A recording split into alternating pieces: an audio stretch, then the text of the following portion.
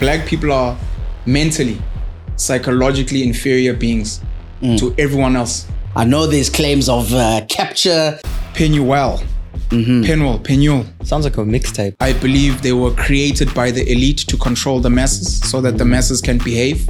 Jesus, Muhammad, Buddha, whoever, if they were real, were giants like us.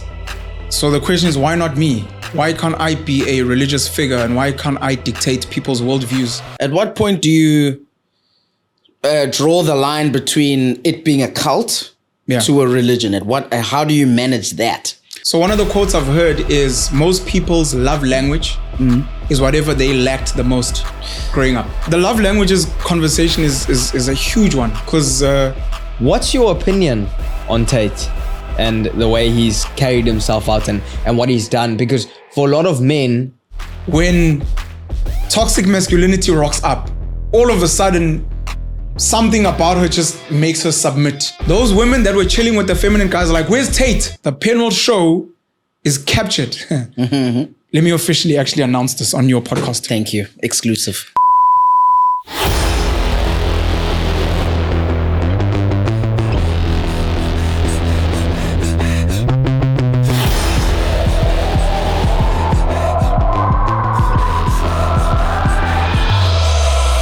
Yeah, give me all your attention.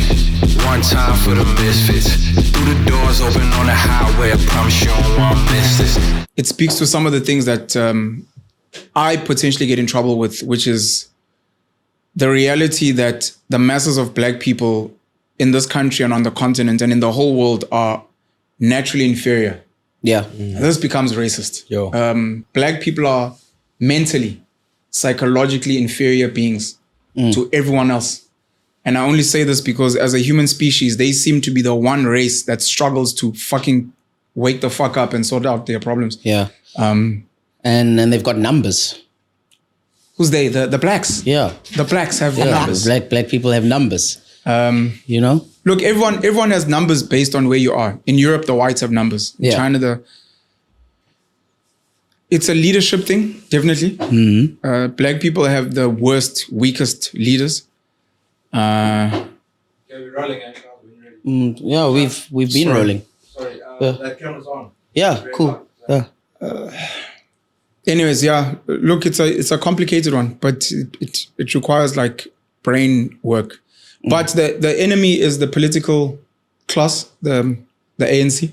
Yeah. And it's obviously wealthy people through apartheid and colonization. And unfortunately, what normally happens when you've been beaten, it's just a normal human reaction. Yeah. You normally can't take it out on your bully because you're a coward. Yeah. So you'll take it out on the next weak person. That's why Black men will beat up weaker Black men when they're pissed off with powerful white men.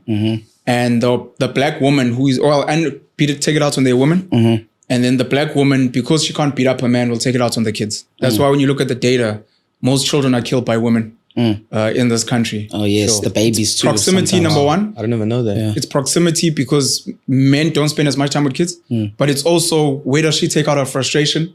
The next best thing is the child. So that's what happens with the masses of Black people. They take it out on each other because they're scared of the elephants in the room, which is rich white people. And then accountability. Who am I voting for? Why am I following this political leader? And why am I buying from Dane's shop? When I know Dane's family fucking doesn't give a fuck about the community I come from. Yeah. You know what I mean? So but that's the issue. Yeah. Are we rolling? We're rolling. Are you guys not doing like an intro? We're rolling. We got Penuel, the Black Pen. Whoa! These guys have no respect. They're supposed to be like, hi guys, welcome to the... Hi you should guys. call it like the Chaka and Josh show. I'm a 2000. Welcome to the load shed. We're with Penuel, the Black Pen. I was listening to why you called yourself the Penuel, the Black Pen. Yeah. Something to do with school. And writing only with the black pen, and you've got some mixtapes as well. He's got some mixtapes. He's an artist, so that's why you're passionate about the music topic. And exactly, and that's where the black pen came from, right? Yeah. Yeah. You were saying Maritzburg College is not the best school. What were you saying? I said something about Maritzburg College being a pub school. No, Maritzburg College. He says that a lot. Maritzburg College is me. That's exactly what's happened here. Yeah. No, shout out to college, man. Yeah, shout out college. My alma mater. Yes. That's what they call it. Yeah. So yeah, we're chatting with Black Pen here. We just having a nice, easy conversation, fly on the wall type of vibes. And yeah, I've got some questions. Thank you. I've been seeing a lot of your TikToks, Instagram, and your YouTube, which is banging. 160,000 subscribers split between the Black Pen and the Penguin Show. Yeah. You got 100 odd subscribers on the Penguin Show, 60,000 on the Black Pen. Black Pen is nice. It's authentic. It's organic there. You've got your video. The latest one you've uploaded, you were in China. Oh, you're Hong a Kong. fan. This is proper research. Yeah, man. Shout out to Ngubane. Thank you. And yeah. Shout out, and man. I found that conversation interesting. And it's so nice that we can flip over to the Penguin Show as well. Yeah. That looked like it reached 100K followers in 10 months. Yeah, sure. That was massive. We just getting started here and we're like, wow, How? dude, how the heck did that happen? I know there's claims of capture, Yeah. being captured and stuff like that. Shout out to my handlers. Yeah. Guys, we're here representing. But yeah, we obviously YouTube platform is growing, and we myself and Josh decided, no, let's have these conversations with interesting people, Yeah. and We'll pave the way as well. and get to know them. Yeah, I mean, exactly. So we're very fortunate to have you. We're very Yeah, fortunate thanks to a have this million for making conversation, the time, man. and we are grateful. Okay, Thank you for the invite, Chance. Yo, Joshua Dukwa That's it. That's and the man. Unhlakanipho Chaka Ngubane. There we Yeah, go. Have you guys told the story of Chaka on camera? No, we haven't. Please tell it quickly and then I'll I carry can. Okay, so Nhlakanipho Ngubane is the name. Where did Chaka come from? 1999. Okay, I think you were starting your first job then. You're 26 back His then. age is in here. These 2000s are so disrespectful, guys. Yeah, 1999, my school teacher read out the names. You know, when the names are 11 letters long, it becomes a difficult one to pronounce.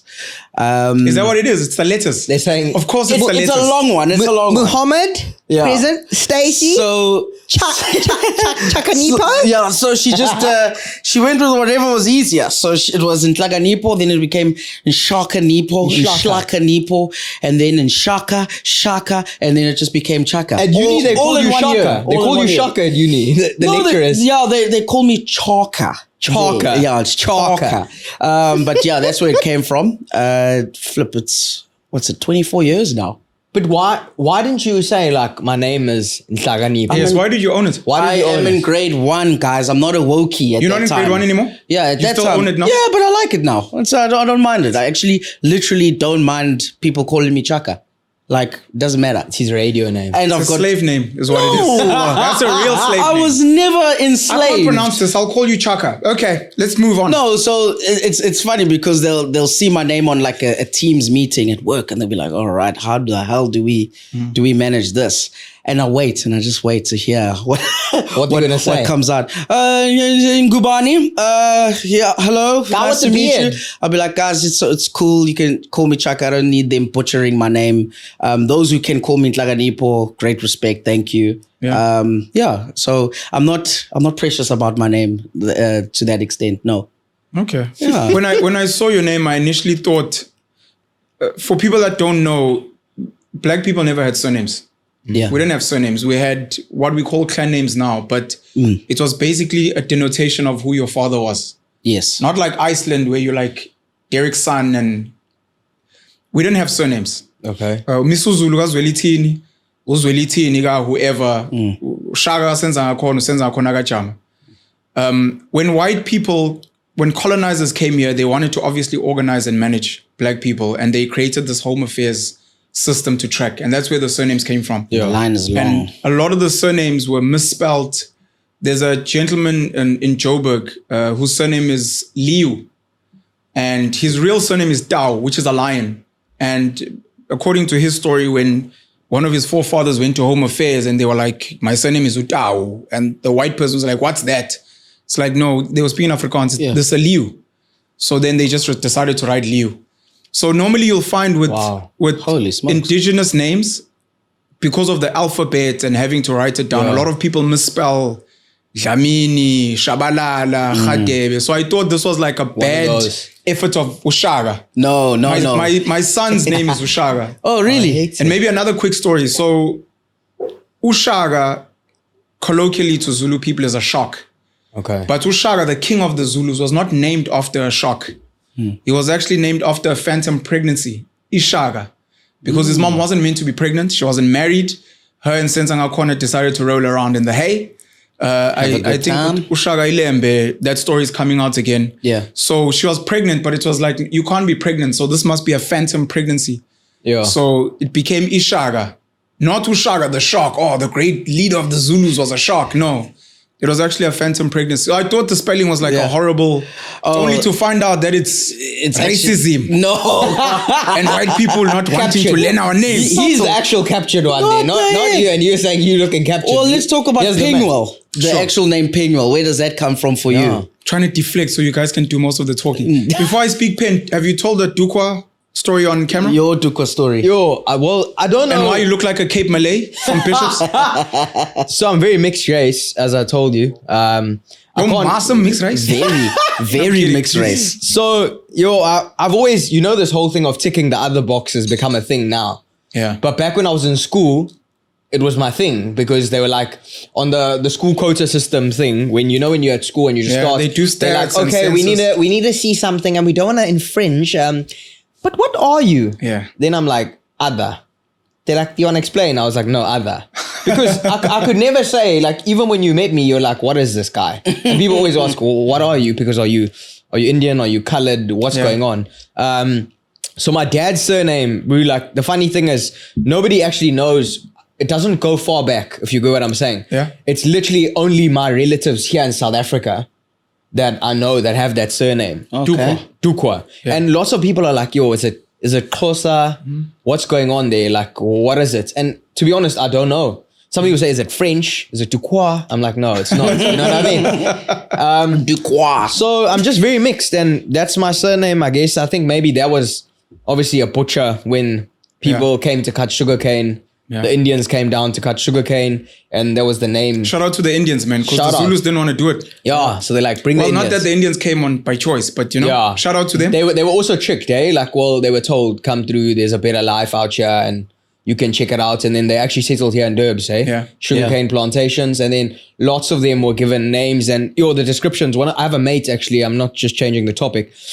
He's got his great grandpa's slave Dompas. Jeez. paper, and the description is so sad because it said 13 years old, right? Why are you laughing? Why do you want to laugh? Why do you he's racist. I'm not. I'm listening. Yeah. You got black friends? You Yeah, got of course. Indian friends? Of course. He's not racist. He's got No, Indian he's not. friends. He's fine. He's fine. Multiracial. So it says like 13 years old, built for physical labor, Jeez, like it. right? That's aggressive. Built for physical labor. That is aggressive. Scar on back.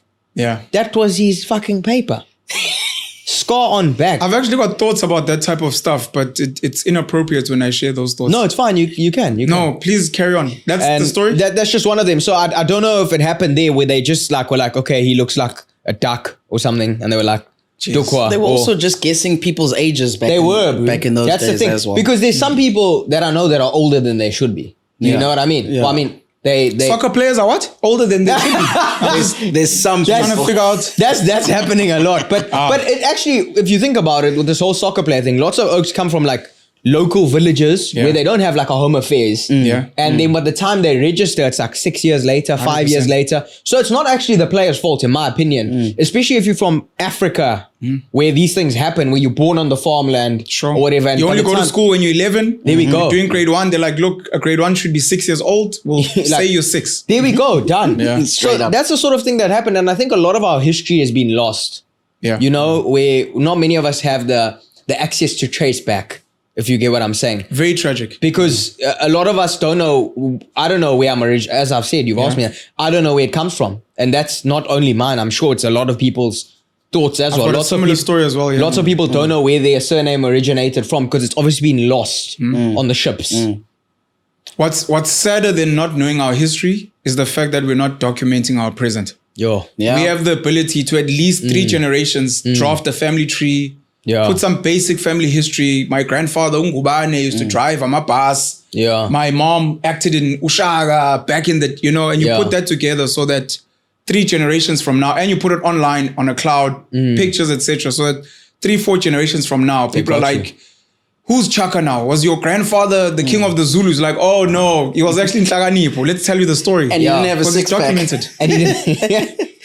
The story is Ushaga was not dark as well. Is it? Apparently he was a light-skinned gent. Yellow bone. And he I wasn't knew tall. it. Was he? I knew it. It's just exactly what the angle I'm going But for. why have they pitched him as a dark skin? Henrik Cele, Huge. Hendrik Taylor. Whoever wins the audition gets to define. I mean, today, the story of Achilles is a blonde, blue-eyed guy that looks like Brad Pitt. Beautiful. Jeez, he looks just like... No, it's because Brad Pitt got cast as Achilles. There we go. Achilles could have been a short little angry gent who Yeah. just loved fighting. Yeah. He was a warrior. He was like so- you know what I mean? It's the So- same chat about Jesus, where people are like, when you say, oh, Jesus, people are like, white guy, long hair, Of course. always a cloak. Catholic Church. But like the Bible speaks about Jesus being having skin like I don't know what's Skin of bronze. skin of bronze Hair like and sheep's hair wool. like sheep. There we go. There we go. There you Biblical go. boys. Amen. Hallelujah. Siyabong. There we Yes. go. So I'm just saying it's that. I think a lot of Hollywood and film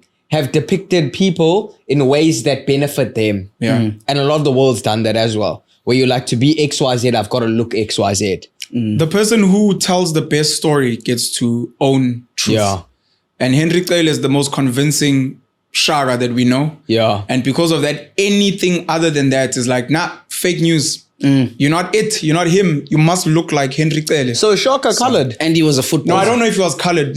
Look, I'm again, I have to emphasize the person who tells the best story gets to own the truth. Okay. So we only know what we've seen on TV with Ushaga. There's a few drawings which are obscure, Yeah. but other people on the side who are good storytellers Yeah. can also kind of pry you and be like, Ushaga was actually light-skinned. He wasn't that tall. And never your known brain that. is like, I think I want to entertain this. Yeah. So I don't know how true it is, but it's Yeah. just one of the stories that we've heard. So things become misleading and become sad. My grandfather, my maternal grandfather, my mother's father, Hussein Chota Amin from Pietermaritzburg, Wow. Muslim, I'd call it Indian because I don't know, but beyond him, I don't know where the lineage is from. Is Yeah. it from India, Bangladesh, Pakistan? Yeah. Is it from up north in Africa? I don't know. Yeah. And we lose a lot of this. And maybe this is going to be one of the things that I want people to take from our sit down. I have huge respect for the Islamic community, the Muslim community. I think the ideal model for Black South Africans is a fusion between the Muslims in South Africa and white Afrikaners. If we could create a template where we love braaiing, farming, wearing khaki, playing rugby, but then we pray 5 times a day. We don't drink, which conflicts with Afrikaners and braaiing. We don't drink. Our women are very conservative. I think we'd be onto something. And then big on trading. I think that would be super dope. I respect the Muslims very much. I love them. I love their commitment to faith. I have an issue with the fact that a lot of the Muslim men, especially historically, have gotten up to a lot of mischief. And they've impregnated a lot of Black women that work in their shops, that work in their homes, which is haram, And what happens after those kids are born is the entire community, not just the man, they turn their backs against those kids. Yeah. And those kids go out there as these mixed breed mongrels that don't have an identity. So one of the things I want to say is I'm saying this from my mom's side and from other stories that I've heard. Muslim men need to take accountability for some of the rubbish they get up to. And Muslim men and the Islamic community needs to stop turning their backs on children that were born out of wedlock just because it's haram. The child is here. You need to do the right thing.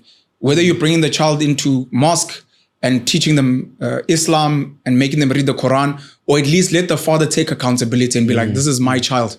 Is there some sort of patriarchy though in there where whatever I say goes? I'm asking from the Muslim point of view. That It's holy scripture. Yeah. So Muslims, and one of the reasons I respect them is because almost everything in how they live is based on the Quran. So if you're going to ask patriarchy, they'll say the Quran says. Okay. So the Bible is meant to be the same, which is patriarchal. African customs, same, patriarchal from what we're taught, but it's meant to be, this is how we were raised. And even when the woman, the feminist, whatever, if you want to deviate, you must say, I'm deviating from scripture. I'm deviating from my forefathers. Because it's patriarchy, but it's as Allah and the Quran say. So then where does pennualism come from, that term? Ah, boy. Pennualism. I've read about that. Chaka, Dukwa, Penuel. Penuel. Sounds like a mixtape. Yo, Penuel, the black pen. My mixtapes actually, I used to start with that tag. Penuel the black pen. Penuel, the black pen. Alright. Sure. It flows nicely, I think. But growing up, I was Penwell. Penwil. Penwell. Penwell. I'm explaining it phonetically. Okay. Penwell. That's how I explain myself. And some people would read it because it's got a UE and then believe it's Newell. Yes. So when they see me, Penuel. Yes. Penuel. It just sounds nice on camera when I say Penuel, the black pen, but I was Penwell forever. I asked my mom where she got the name. She can't really give me like a really dope story. It would be nice to get a dope story. Yeah. The dopest it gets is she stumbled upon it in the Bible Encyclopedia. I did research as I grew up. It's a story where I think it's, forgot the guy's name. Joseph, Jacob, wrestled an angel. And in the wrestling of an angel afterwards, he said, I haven't encountered God. I have seen God's face. So Penuel, Peniel, because it's got two various spellings, Penuel and Peniel, they mean the face of God in Hebrew. Wow. So my name is Hebrew, which is weird. Because people will be like, it's your slave name. I'm like, it's not British. It's not John or Peter. Yeah. But it doesn't mean it's not slave name because it was a white name. So my name literally means the face of God. It's from the Bible. It's from Genesis. And I think I've lived up to my name because I call myself God now. I'm arrogant and narcissistic like the Abrahamic God because Muslims, Christians, and Jews have the same God who comes from Father Abraham, who had many sons and many daughters like me. Abraham saw God, spoke to God, and then he gave birth to this nation, and then they deviated. You know, we've got Amapiano and Ikom, and so these guys chose Jesus as their leader and Messiah. These guys chose Prophet Muhammad as their, and I think the Jews, who they look up to is Moses. I stand to be corrected, but it's the same gent. And for a lot of people, they don't know that Allah is not like another God. It's Arabic for God. It's like in Zulu we say Nkulunkulu. It's just like translation. So my name is Hebrew. My other name, which I actually say is my slave name, my Zulu name is Lungelo. Why? Which means right. I say slave name because it's not the name I prefer. So I do not want people to dictate to me what I like and don't like. You can't force me to want to be black and Zulu because it suits your narrative. Yeah. I will take the name that I think is dope. I think Penuel is dope. If you want to force another name on me that I'm like, I don't go by that name. Yeah, but it's your Zulu name. I'm like, if you want to force it on me, you're now oppressing me and you're turning me into a slave. And I'm telling you, I'm Penuel. No, I'm going to call you Lungelo. Yeah. I'm going to call you Chaka. I'm like, I don't want to be called that. Yeah. I've said to my kids, I've got 1 million kids, which I love very much. It's a beautiful seed. Like Solomon in the Bible. You know, I'm like a biblical gent. Solo. I've said to my kids, I've given them names that I think are really cool. Nkunzi Malanga, Zulu, Unkunzi. Afrika, Shaka, Nkanyezi, Unyanga. Dope names, in my opinion. Yeah. Tattooed their symbols on my arm. I've told them as they get of age, whatever that means to them. If they like their names, cool. If they don't, they can change them. Can be 50 Cent, can be Cisco. Whatever the fuck makes sense to you, you be that because you need to go out into the world and beat your chest and say, I'm Chaka. And you're like, how does that make you feel? You're like, bro, that's the name that fucking ignites me. You're like, but it came from, you're like, it doesn't matter where it came from. I own it. I like it. It gives me a sense of purpose. It's dope. Yeah. So if someone's going to be like, I will call you Lungelo, I will call you Mlojo. I'm like, don't call me that. No, but I'm like, you're forcing me. Yeah. So it becomes my slave name in that sense. My uncle's middle name, he went to change it. his first name was Mhau and his middle name was King Marshall. King Marshall Makatini. King Marshall. And he was like, hell to the no. I will stand at the queue at Home Affairs at 4:00 in the morning if I change have to. it. And change King Marshall. Yes, and he Yeah, changed I it. would have changed it to King Mohau. yeah. That's so dope. So from a name point of view, I see obviously you've done that work and you'd be like, so how much of that has now made you who you are? How often do you like think, okay, this is my character. I am Penwell. This is where it came And from. how has it changed penalism? Like, how has it gotten Yes. into penalism? I'll What's take the a lead step into back, this? and you spoke about the black pen, because now that people say I'm captured and I've sold out, member of AfriForum, the black pen is not a racial. I'm Penuel, the black pen. Hey, look, I'm black.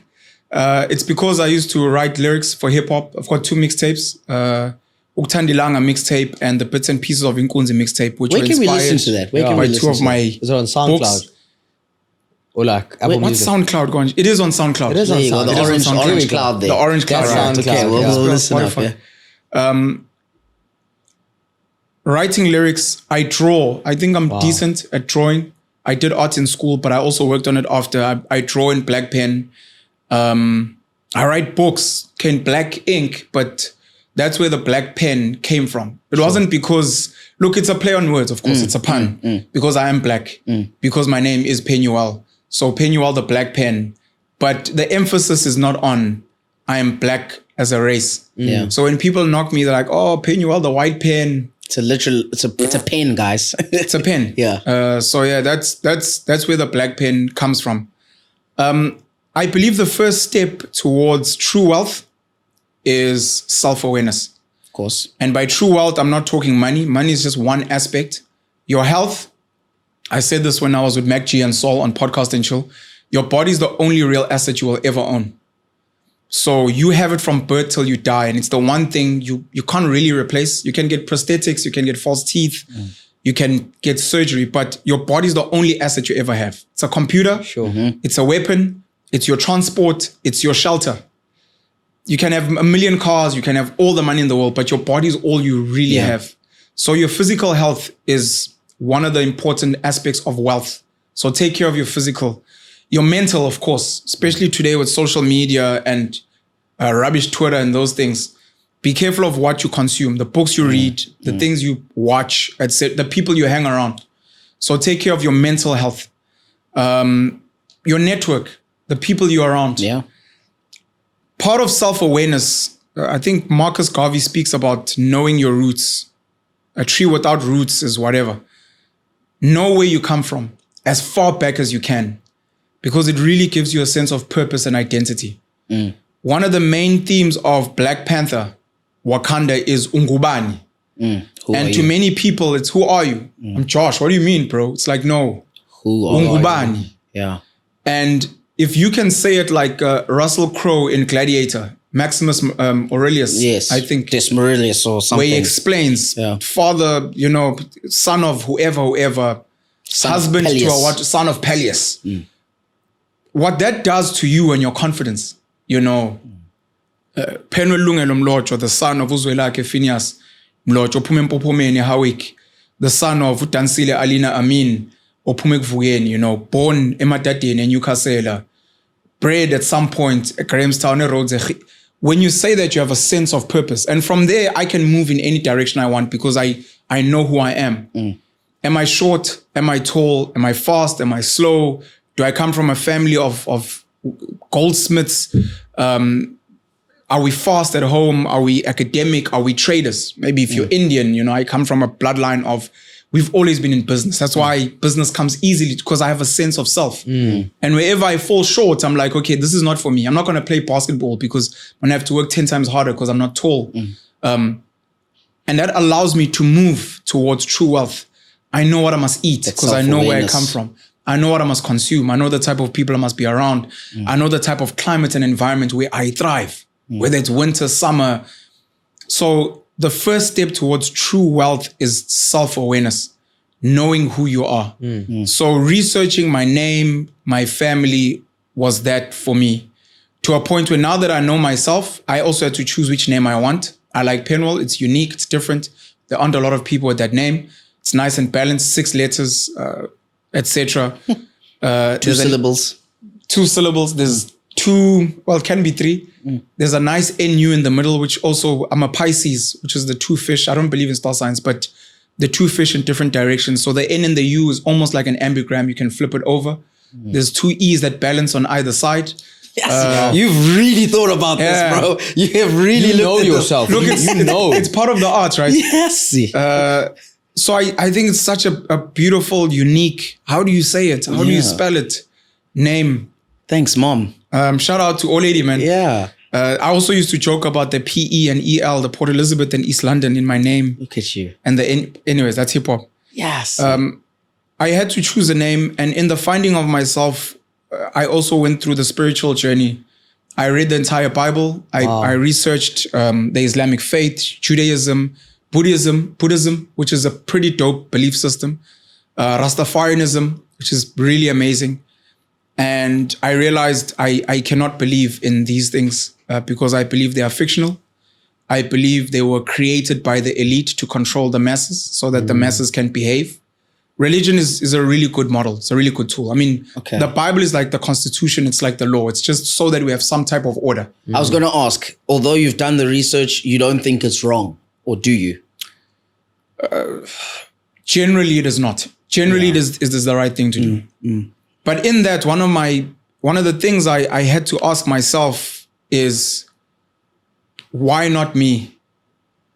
I was speaking to a gentleman recently, and we were speaking about political leadership, and we were speaking about being wealthy.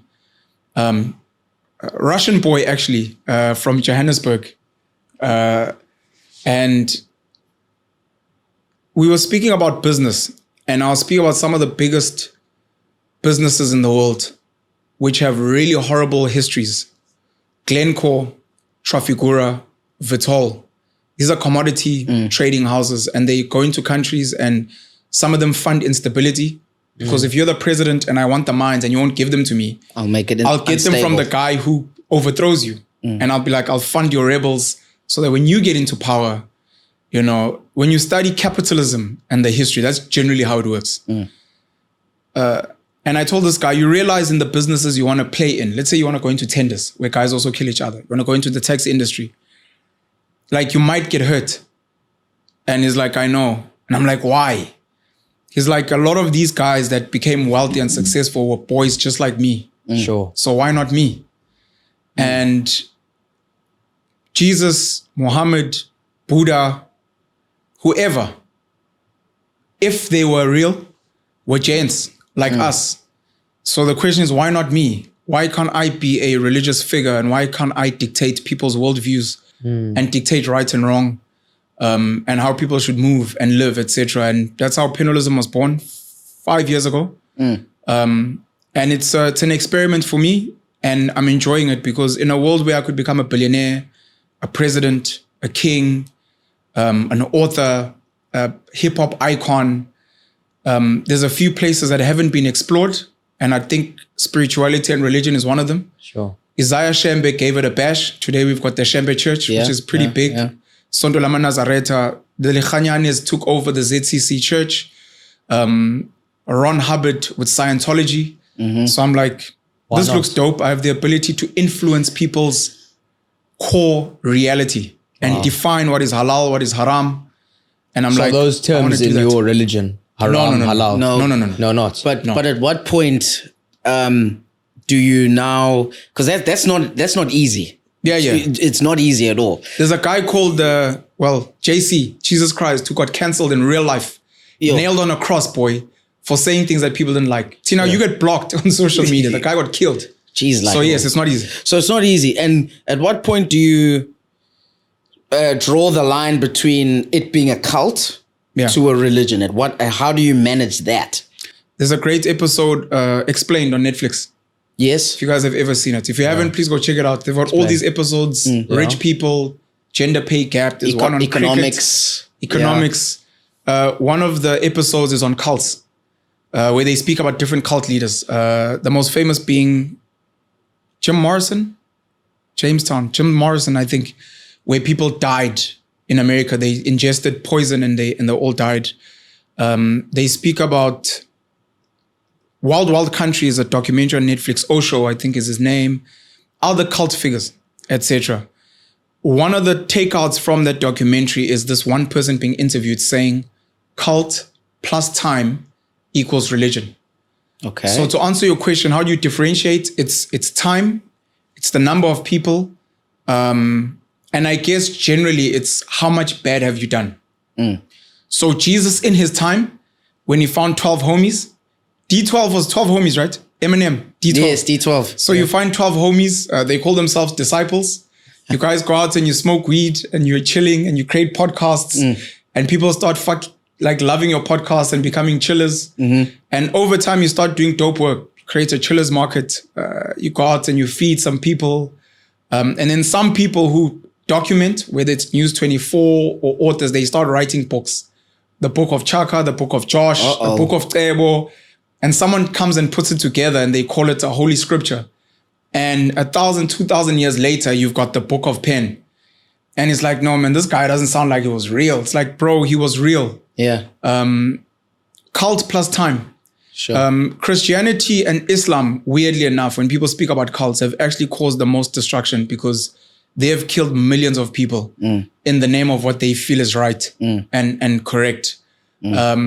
Yeah, we still have religious wars even today. Yeah. Arguably, Palestine and Israel, it's arguably a religious war, but it's cult plus time. You're a self-published author. Yeah. Yeah. So I don't know how many books, but I know of one that you launched, your first one when you were in varsity. Yes, when you were in varsity. Are you going to be writing a book for Pennualism? I've written a book for Pennualism. I've got 13 books, 3 business books. One of them actually documents my experience in business and my failure. Okay. We read a lot of success books in business. Yeah. How we built Apple, I decided to write a book on failure. I thought that would be unique.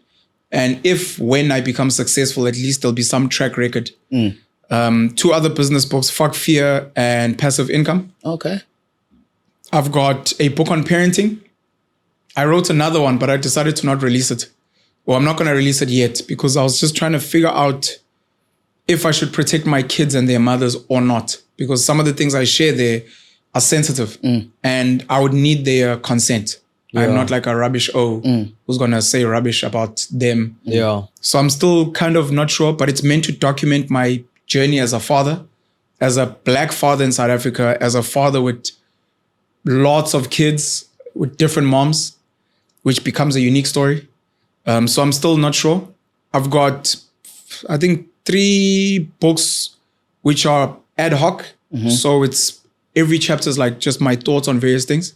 And then I've got 3 fictional works. The first book I released was Uktandilanga. Second one, Bits and Pieces of Inkunzi. And the last one being Nomathemba in the Darkness. Okay. Those are pure fiction. When I started writing, I realized I have a message to share. And I know people prefer a nice story versus hardcore nonfiction. So I wanted to tell my stories through fictional tales. But later on, I was like, fuck it. I have written Pennualism Principles, which is 30 chapters on how to be the things I believe in. It's not even how to be a penulist. It's just... Can you guide us through some key topics, key points? Like, the Bible says, don't steal, don't kill. So what are like some key points there? The first chapter is Own Your Mind. 10 Commandments. The second chapter is Lies and Truth. So I'm inspired by, I think, the greatest book ever written called 1984 by George Orwell. I don't know it. Yeah, George Orwell. You should read it. Author. Animal Farm as well. Yes. If you're too lazy to read them, watch The Matrix. Okay. Watch Equilibrium with Christian Bale and Taye Diggs. Those 2 movies. There's a couple of others because they borrow from those concepts. The concept of governments, the elite, who create these narratives that program through propaganda the people. Why should we support Russia? Why should we support Ukraine? Why must Zimbabweans leave South Africa? Why are these people good? Why are these people bad? So 1984 is big on that. Own your mind. Own your mind means question everything. It means whatever your mom told you, we're actually descendants from Bangladesh. You're like, okay, that's probably a story she was told. by her mom, dad. Do you know that South Africa is the greatest schools on the planet? Based on who? Someone told the story. When it comes to stats, data, articles, generally follow the money. This disease is bad. This pandemic is bad. Says who and why? And then look, just real life, look at what's happening around you and be like, apparently Nigerians are bad. I'm at school with Nigerian kids and they're like the most humble religious kids. And I've visited their dad and the guy has a business. Like, are they really bad? Maybe some of them are bad. And then you look at whoever stole your mom's car and you're like, but that was a black South African. But I must put black South Africans first. And the guy who mugged me was speaking Sotho. So just question everything. Lies and truth is obviously what I said earlier. The person who tells the best story, the most convincing story, gets to own the truth. If it is not that, then it's the person that forces it. So places like China, arguably Russia, the Soviet Union, places like Zimbabwe, if you do not agree with this narrative, you are committing treason, you'll be put in jail, etc. So it's either you tell the best story or the consequences to accepting this as truth become dire. So you're like, okay, I kind of have to accept this or else. Winning, healthy living, taking care of your body and your mind. Is that on? Is that That's in the on book? Penalism That's Principles. Chapter 5. Chapter 5, verse 5. Chapter 5, verse 5. Maintenance is a big one because I added certain things that people don't generally find from other religious scriptures or they're not told in that way. One of them is murder can be good and valid. Wow. Why? Can be. Can be. All right. Not all deaths are bad deaths. Wow. Yeah, because we're all taught, war. you know. They talk about war. Yeah. I mean, Like- self-defense. Or like Defense. if somebody like harms your family. Yeah. Revenge. Yeah. Okay. Well, the revenge one is touch and go. But I mean, people will tell you killing is bad. Your government will tell you killing is bad. Yeah. The Constitution says, and then they'll go to war and kill people. Yeah. you know, Exactly. for the sovereignty of the country. So murder can be good, can be needed. Trauma as something very necessary for all human beings to become good and strong, but it's managed trauma. If you played rugby as an example, I mean, running into another guy and tackling his lungs out is not a good thing. But if you guys train, if it's in a controlled environment, it helps you become physically strong. So if you're ever in a physical altercation, you're good to go. Yeah. Trauma, there was another one. Parenting, I share my views on parenting, on sex. I think we've lost the essence of what being a parent was meant to be. I think we're just meant to be guides that help our kids be able to survive the world. Today, we believe parenting is turning your children into these glorified toys. If they don't go to these fancy schools, if they're not eating candy floss, if they don't get the latest shoe brand and drinking Prime, then you failed as a father. That's not what parenting is meant to be. I speak about sex. Just on etc. parenting on your side, how do you manage that when your children are Very in split. different places? Yeah. And how do you make sure that you are present? Because I saw some of your kids, two of your kids are in China, eh? Yeah. I read that. They're moving to Brazil. Wow. So they want to be in Brazil for the next 2 to 4 years, I think. So how do you manage that connection? Because it's with your about kids? as a dad, it's about being present at some instances. Is it? Oh, that's what I feel. Who told you that? I've just recently been a father. Congrats. Thank you. Congrats and condolences and my sympathies to you and your life. I know it's tough. It's tough. But I find just personally, it's not about the things I can buy him, but it's my time that I can give him. Who taught you that? That's how I feel. It's not what I've been taught. It's just what I feel. Are you sure? I promise you. So at first, when he's born, you're like, damn it, he needs the latest pram, the latest this. And you're like, geez, I don't want to risk it with anything, you know? But then at the same time, I was like, I need to work to make sure that I can afford this. But then he's just going to have it, but he's not going to have anything to do with me. Yeah. So then I was like, there's got to be a balance of some sort where I've got to be able to give him some of my time and the necessities based on your Maslow's hierarchy of needs, right? So I was like, I've got to be able to balance this and be there for him when I can be. Why? Because So the feeling is you enjoy it. It's lekker. You get like Well, so like I get to kiss him and smell his baby breath. I think it's because I get to be in touch with his character. That's what I like, actually, to see him changing. And he starts to do different things. Okay, now he's standing and I'm there, you know, and I'm helping him and stuff like that. Yeah. Maybe internally it makes me feel better, but It feels lekker. yeah, but at the same time, I never had that kind of relationship with my father, even though it wasn't a problem. Like I didn't mind that, but I actually I feel like I'm responsible to give the kid more time. Do you think it's a trauma reaction? Trauma reaction. So one of the quotes I've heard is most people's love language is whatever they lacked the most growing up. So if as a girl, you always wanted to be hugged, Yeah. you're like, if you're going to be with me, you have to hug me. So my brother and I speak about this. The way my brother and I parent, which is very gay, we love kissing our kids. Yeah. Not especially, but we kiss our boys a lot. We're always hugging them. We're very present. Yeah. And one of the questions I have asked him is, do you think this is a trauma reaction where we feel like we're trying to fill in the gaps of where we felt our father lacked? Well, subconsciously maybe, but like I say, it doesn't depress me. It doesn't make me feel sad that he lacked it, if that makes sense. Do you think your father did the right thing? I think he did what he had to do. Okay. All right. So he has. Do you think if you had a choice, he would have been more present? I think if he could, he would have been. Okay. Yes. I hear So what I mean, like, yeah, so he was working Mondays, coming back Fridays. That's how it rolled. Yeah.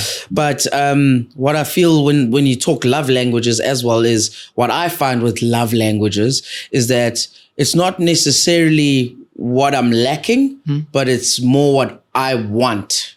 So, for example, if I'm giving my wife tons of compliments every day, it's actually because I don't get compliments. Okay. And it's like they call it deflection in a negative way, but I'm not deflecting. I'm like, it's a mirror. That's what I want to see in myself. That's what I look at it. Is that your love language? That's in love language. Well, throwing compliments. No, the reciprocation. Yeah, the reciprocation for me is That's interesting for me that you're saying that. Yeah, for me, it's more like if I'm showing you love, it's actually because I also like love. So I treat you how I want to be treated. That's the bottom line. Are you scared of losing it though? That's why you keep reassuring it. I'm just not afraid of losing it. Not afraid of losing it. Because I feel like when you're going to lose where you feel vulnerable to lose something, you constantly try to like say, I love you. No. I want to be with you. Do you know what I mean? No. So it's not like that. No. Oh. So you're not, there's nothing to be lost. Okay. It's something that you don't have. Okay. If that makes sense. So Do you know your love languages? mine is words She of must like football. Yeah. No, She must no. listen to Drizzy. I don't know, dude. I just like somebody who your who checklist. believes in me as much as I believe in them. I feel like that's very important. That second part sounds like you're just adding it for Yeah, okay. diplomacy. Yeah, She must just- believe in you. No. She must just the thing that I really like with the partner is somebody who accepts you for who you are. Okay. First things first, you know. Which is why you like Curious. Yeah, well, I like Nick Kyrgios because I feel like when there's somebody on, if you're watching tennis, for example, right? Watching tennis is not something that everybody does. Yeah. Whereas soccer, Yeah. most people watch soccer. Why? Because there's so many more like people you can relate to. Yeah. You know what I mean? You put it on, you see a black guy, you see a colored guy. You know what I mean? There's very people diverse. that you know. It's very diverse. diverse, yeah. Whereas tennis is like this white elitist sport and it's been that way for such a long time. Yeah. So when you get a character like, okay, the Williams sisters, that was also big. You know what I mean? Sure. It changed the dynamic It's for tennis. sad that to this day, they're still big because we don't have a lot of black girls. Exactly. That's what They I'm are saying. still different. They're different. And when they were on, how many black girls at home were like, yo, I can do this. 100%. You know, it opens the door. And when I saw Kyrgios on, like I'm a mixed race guy. He's also mixed race. Yeah. Being a mixed race person and seeing somebody that diverse on that platform, Yeah. it almost becomes a place where you can watch it. Because you like, I can also be there. the Or same my with son can also be there. it's the Or same with do you get what I'm Formula saying? One, yeah. When Lewis Hamilton is Formula One, yeah. I dislike Max Verstappen, right? I'm just saying. But Lewis Hamilton was different for me because he was also like a mixed race guy Yeah. on that big stage. And you're like, wow, if he can do it, I can do it. I don't have to have blonde hair and blue eyes to do that. Or I don't need privilege to be there. It sounds like your love language is based on growing up and maybe feeling like I'm different. And you want someone who's like, you acknowledge that I'm different and you love me for who I am. Yes, there we go. Hectic. Like I said to you, like the weird thing about me and my lineage is that it's always been so diverse. Yeah. You know, like Albany Best of Both, when that bread came out, I was like, yo, it's some damn good This bread Like, represents me. this bread's me, bro. You know what I mean? It was one of those situations where it's so hard. Like, you know, when you go to a place and they're like, oh, this guy's closer. I'm also closer. It's a thing. For me, I've never been to a place where they're like, this guy's also what I am. Yeah, they- Or- Albani. you know Best what I of mean? both. Yeah. Best of both. You know what I mean? They goes, salam alaikum, hello. Hello, namaste. I don't know what to say. Yeah. What kind? You know what I mean? Awe. It's one of those, and it's just so nice to have. And my partner now as well is also mixed race. Yeah. You know what I mean? And her family are very similar to my family. You know, where their lineage is also very mixed. Yeah. So I've never been able to date someone who's just white or just Indian. They could be that, and they could be just Indian, but they need to have a broader mindset. Or they could be black Fucking and have a... discriminate is what you do. No, You're no. prejudiced is what you are. No, but There's a white girl out there. There's a pure Who was black girl probably who's like, like, I love this guy. Fuck. I love they him. stumbled a bag because they weren't being diverse, boo. Jeez. No, tough. it's just, I'm just saying, like, I like people who... I think it's a trauma reaction, but it's fine. yeah, possibly. Yeah. And I'm not I denying want to it. find someone who Is as mixed as me. I was going to use the word fucked up. I want someone who's a bit fucked up like me, where it's like, hey, you know, yeah, fuck. And that's why sometimes when I see this these new movements coming into play, like LGBTQ and stuff, and they define themselves as other, Yeah. I'm like, other how? I question it because I feel like I'm other. Do you understand what I'm saying? Where I'm like, I'm actually like, I'm not saying that you're not other, but I'm saying like, I don't know who I am. Yeah. So I'm other. But you know that you're a lady, or you know that you're a guy, but you identify otherwise. Yeah. Do you understand what I'm saying? I'm not trying to discriminate it. I'm just trying to say it's a slippery topic. it's a very slippery topic. But I'm just saying. I'll tell you, they get confused like you. Exactly. And that's No, so they other like you, but it's not based on. It's based on. it's other not things. based on race, it's based on sexual identities more. But There's I'm just trauma saying, there too. It is There's trauma there as well. And I definitely think there's a lot of So trauma. maybe you in guys other- must join the LGBTQI rainbow. the rainbow Maybe you rainbow guys race. should. Yeah, maybe you guys 'Cause we should, are yeah. the We rainbow want race. our own division where our race. Maybe you we should. identify as. Yeah. There's Some, mixed race some kids. people say I'm Kalindian. There's mixed race kids who identify as black. Yeah. I had Waras, DJ Waras Oh, yes. recently, and he Yeah. identifies as black.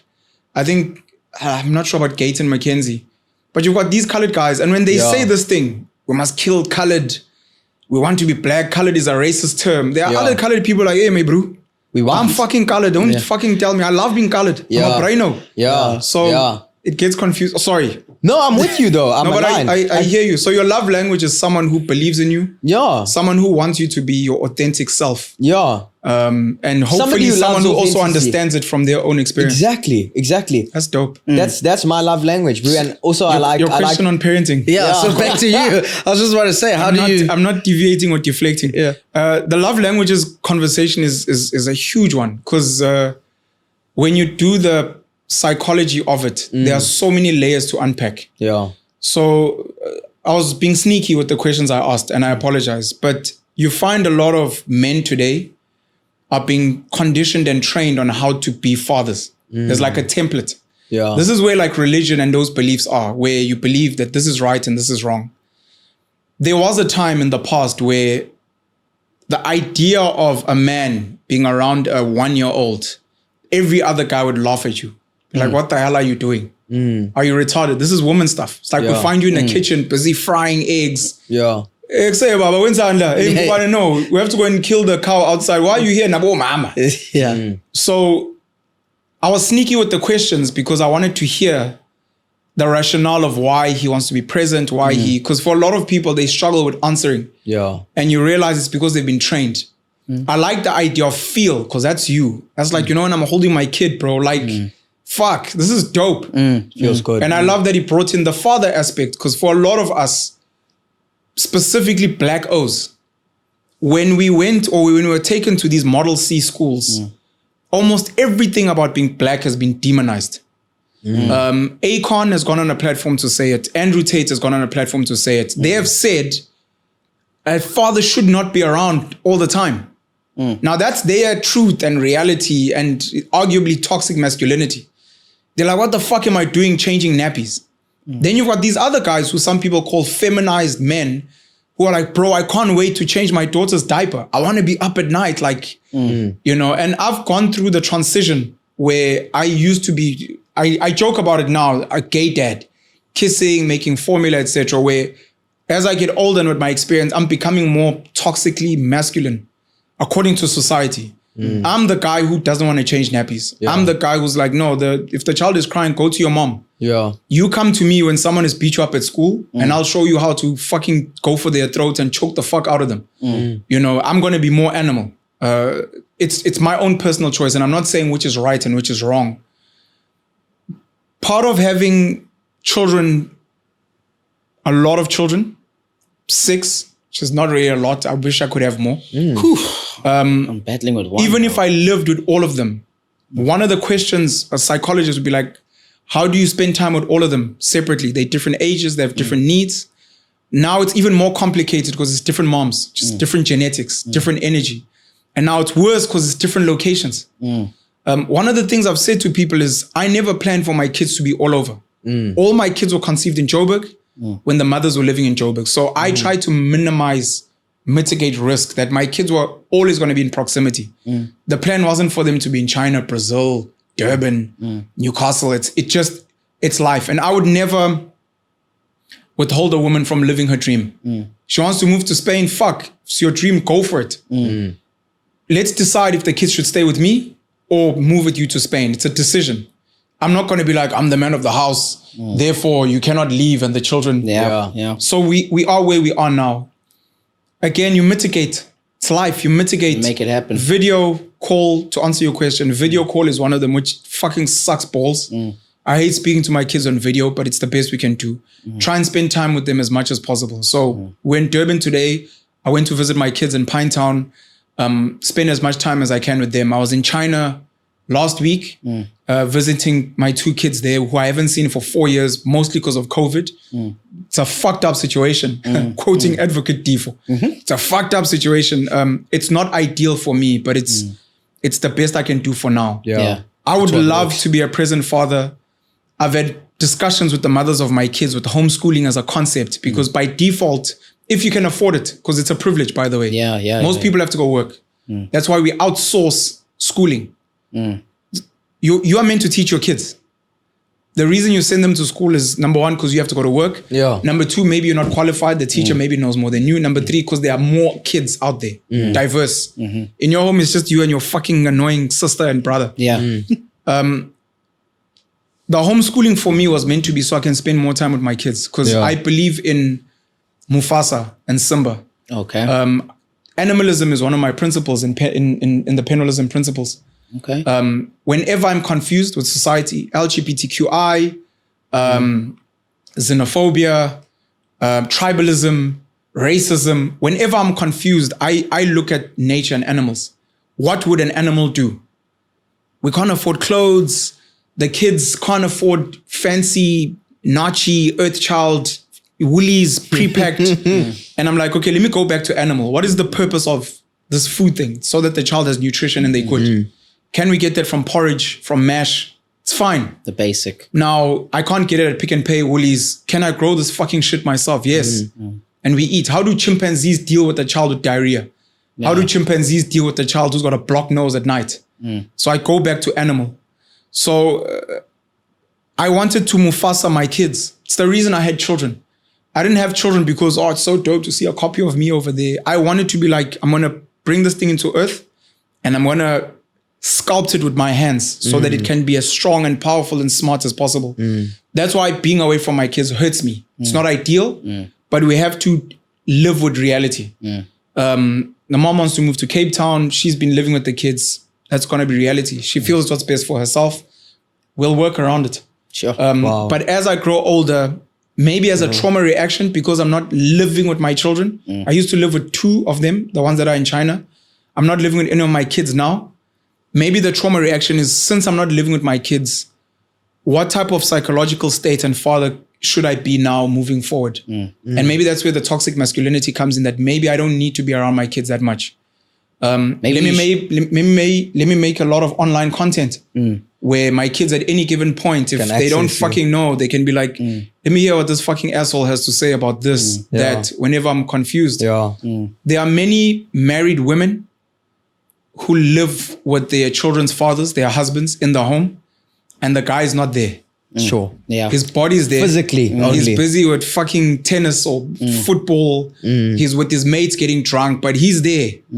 I make sure that any time I spend with my kids, quality the time. impact is fucking heavy. So that's the most important part. When you're there, it's there. Also, I think what can maybe also be a role is if they ever need you for anything, they know that, I haven't seen him in 2 years, but if I phone him today, he will answer. That kind of thing. So that's also quite important. I just want to, before we do leave this topic, shout out to Maritzburg Christian School. MCUs. yeah, sure. I want to make a comment on schools. Sorry, please. No, it's fine. We gave a shout out to this pub, Maritzburg College. And you just mised mine. Red, black. Sorry, Maritzburg white. Christian School. Shout out. So I know you touched on that Andrew Tate topic there earlier. We were chatting it, and I know he's caught in like a lot of flack online for being this masculine man, and people are saying, "Oh, it's toxic masculinity." What's your opinion on Tate and the way he's carried himself out and what he's done? Because for a lot of men online, he's empowered them. Of course. You know what I mean? He's a cult figure. He's given a lot of men reason to believe that they are valued, that they are loved, and that they have a role. And I feel like that's being minimized so much so nowadays. Do you know what I mean? Where it's like, we don't need you. And you hear it a lot online on all these other podcasts where women are like, I don't need you. I don't need a man, you know? And the effects of it, maybe it's a joke to a lot of people, but to a lot of other men who aren't as strong-minded, it's almost like a jab to them constantly where they feel invalid. And I think Tate's almost spoken to those guys and said, listen, you're a man. Wake up. You know? Such a layered, loaded conversation just on its own. Hilton College and Michael House are the 2 most expensive schools in the country. And both of them are full boarding. They're not day schools. Kearsley is the most expensive day school in the country. And you know, there's parents that fantasize about, you know, when I have money, I'll send my kids to Michael House or Hilton. Your children are away from you. Just want to touch on that present thing, that what is best? What is the best way to parent? To send them to the best school. If we're going to argue that the most expensive is the best, like, it's the best school, but you're not there with your kids. How's it working? Versus someone else like, I want to be with my kids. I want to say this. We are different as people in many respects. One of the ways we're different is that some of us suck at grooming children into becoming the best human beings in society. Whether we're just drug addicts or we really struggled at school, we can't grasp concepts, we don't know how to explain well. Many of us are ill-equipped to be the best educator for your child. And when you realize that, the best thing for you to do is to send your child to the person who is most qualified. I might not be good at sprinting. I was fucking slow at school, came last, I never ran, I was a fucking prop, I was fat as fuck, I loved all the pies. I'm going to send my child to Usain Bolt because I want them to be fast. I hated reading books. This guy's mom loves reading. So reading, hey, fuck, go chill with your old lady. A lot of us who want to be present fathers is because we fundamentally believe we are smarter than their school teachers, than the nanny. We want to fucking groom our kids. You know, my kids in China, I made a video with them and a lot of people in the comments are like, your kids are so articulate. I'm like, do you fucking know who I am? I'm paying you all the black pen. Do you know when I speak, boy? So it only holds that if I'm going to spend time with my kids, these are the skills I'm going to impart. If their mothers are sensational chefs or amazing at hospitality, and the child is here. Sorry, sir, what would you like? 2 sugars, 3? Would you like still sparkling water? Are you comfortable? Are you sure? Look, I've got your slippers. You're like, yes, it's this child. I'm like, that's his mom. His mom has taught him how to give 5-star treatment. Organized. You know, so I just wanted to make that point on that because it's a very tricky conversation. Andrew Tate represents a burning desire for many boys and many men to be wild animals again. It's a very difficult concept of figuring out whether being an animal is better than being a human or being a human is better than being an animal. And nature always kicks in at times when we least expect it. Because the people that run the world and have been running the world have created these institutions and systems that are meant to groom us into behaving in a way where you can measure or you can predict the outcomes. If you went to Maritzburg Christian School, if you went to Peter Maritzburg College, if you went to Glenwood, if you went to Newcastle High like me, if you went to King Edward School, if you went to Bishops, when you're sitting in an interview with someone who went to your school or a school like that, There's a rapport. there's a predisposition to fuck college 2010. Hey! Creel, Jesse Creel, fuck, it's Mr. Whoever. You're hired. Not for any other reason, but I believe in the system that groomed you. Yes. To be a certain way. If you went to Ehlala Nate, Pendugani, You're going to have to work bro, a do lot you guys harder. have sports at your school? Do you go to church? Like college boys wear their ties for interviews. Yeah. all the old boys. Yes. All the All old boys. boys are big on the ties. But I mean, if we're going to talk about that kind of thing, you want to have someone competent in your workplace, but also they can be a superstar in terms of their work that they do. But if they if they're not a good fit for the peers around them, it's not a good environment for any of them. So sometimes that's a positive when you've got that connection of some sort, because you know that they're a good fit. But then you got to check if the guys are competent enough to actually. Are you talking about kids do from the other work. schools coming? I'm talking about exactly what. No. what He Benji says. he is giving us a real life example Yeah. of what going to these schools is like. Because they get taught cultural fit. Yes. How's your synergy with the rest of the team? Yeah. So that a curious doesn't make it. Yes. And that's why people like you and I love the curious. Yeah. We love the fucking outliers because they come in and fuck shit up. Like the Vegeta. But they are competent. Yes. Steve Jobs, asshole. Is a fucknut. Exactly. Elon Musk, different.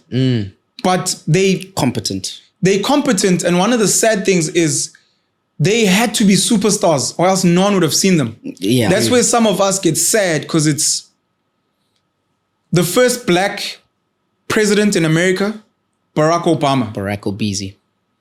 Barack Obama is so much of an outlier. For the next black kid to become president, he's going to have to magna cum laude at Harvard, go to Oxford. He must have been married for 30 years. He's a hands-on dad. And you're just like, fuck that. I want 50 Cent to run America. On the white side, George Bush, Donald Trump, if you had black people running with those credentials, people be like, look at him. You can't have a guy like that. Yes. For fuck's sakes. I So agree. some of us champion the outliers for that reason. But the systems have been created to get Tungubani. But he's black. Yeah. Like, oh, but he went to Maritzburg College. And he's well spoken. You know, that's often a conversation. Yes. When somebody sounds white, Yeah. or somebody sounds more European, they're educated. Yeah. Have you heard it's that? a No, it's a perception. fact. That sort of a thing. Yeah. Like as well, when I speak and you're like, remember earlier when I was on the phone, you're like, why are you speaking like that? Yeah. I was like, no, it's business. Yeah. Do you get what I'm saying? Yeah. He's But changed his- when he I'm changed when his I'm when I'm tone. off business, I'm a mixed race. Yeah. You know what I mean, guy. And you're like, yo, this guy's colored. You know what I mean? So Jesus Christ comes through. Andrew Tate comes through. The whole hip hop culture, which is, according to mainstream society, toxic masculinity. These guys with bums, busy twerking, pouring crystal on ass. yeah. Fuck that motherfucker. Got that bitch. Gold teeth. What the hell clown shit is this? Yeah. And so many young black boys who were in these good schools who spoke well were like, I fucking love Tupac, bro. Yeah. But he's like, bitch, motherfucker. Like, yeah, but there's something in him which like resonates with me. Yeah. So there's an argument that men are being feminized. Want to be present dads, want to, change nappies. We want people to feel safe. Yeah. Society for the elite, they want the masses to behave. Everyone must feel safe. When a woman is in a room with a man, so the guy has to work hard. Don't worry, it's okay. It's chilled. I must work extra hard to make everyone feel safe. Meanwhile, I'm just like, what the fuck are we doing here? Who the fuck is in charge here? I wanna burn shit. Tate, Jordan Peterson, David Goggins, Joe Rogan, Joko Willink. All of these guys are speaking to the animal inside men. Where it's like, you don't have to behave. Like, yo, but who the fuck cares? I'm gonna lose my job. Fuck it. I'll show you how to make money. No, but then what about the business deals? Fuck the business deals. You're an animal. You're fucking dope. I know you. I can see you. Bring whatever you're bringing. Bring your fucking Jordan, swear on the court and fuck them up. And when they're looking at you, Serena Williams, with your braids, and murder them. There we go. Murder the fuck out of them. So they speak to that, and all of us had kind of kept quiet, like, we must all behave. And then these guys are like, fuck that. And you're like, yo. And all of us start being like, we like what this guy has to say. Exactly. So that's what happens with the Tates of this world. I think they speak to the animal, and women who are also programmed themselves. A lot of women are telling men how to be, and they believe it's what we want. No, it's what you were told you should want. A lot of them, when they meet these guys, the animal instinct, because when 50 Cent rocks up, when toxic masculinity rocks up, all of a sudden, something about her just makes her submit. And there's guys that have bust into the building, they're carrying guns. Those women that were chilling with the feminine guys are like, where's Tate? Yeah. Where's 50? Fuck, there's guys here. You're like, nah, it's chilled. You and these feminized niggas can go chill in the room. We'll go sort it out. Yeah. There's this line of masculinity is toxic until barbarians are at the gate. Wow. And the reality is, and Jordan Peterson says, a good man is a dangerous man who has it under voluntary control. Yes. A woman wants to see that you're an animal. But yes, you must be able to control it. Because when you buy a pit bull, you don't want it to bite your kids. But you do want it to fucking tear the limbs off a criminal. Yeah. And men, according to Tate and these guys, are meant to be that. Show that you have the ability to rip another guy's head off, but then be able to hold like a newborn, be like, oh my gosh, she's so precious. But as soon as someone comes here, Simba, Mufasa, it's also the Lion King story. Simba can play with the meerkats and the warthogs, because they're his mates. But when there's a Scar and the hyenas, you see the motherfucker become who he was meant to be. And the whole story of the Lion King is a story of identity. Mixed race, eating bugs. Lions don't fucking eat bugs. And you need to go through that, finding yourself. That's self-awareness, where I've made mates, the LGBTQI plus community, but I was born to be fucking King Solomon and a god. I'm gonna have children. I'm gonna dominate. I'm gonna be the most dangerous guy in the room. But I'm also the most logical guy in the room. And I will protect the gays and the transgenders. Guys, it's fine. Yeah. I'll protect you because that's what it takes to run the world, man. That's why we like Putin. That's why we like Xi Jinping in China. It's these motherfuckers who are like, you guys are fine, but we'll do what needs to be done. Yeah. Exactly. Yeah.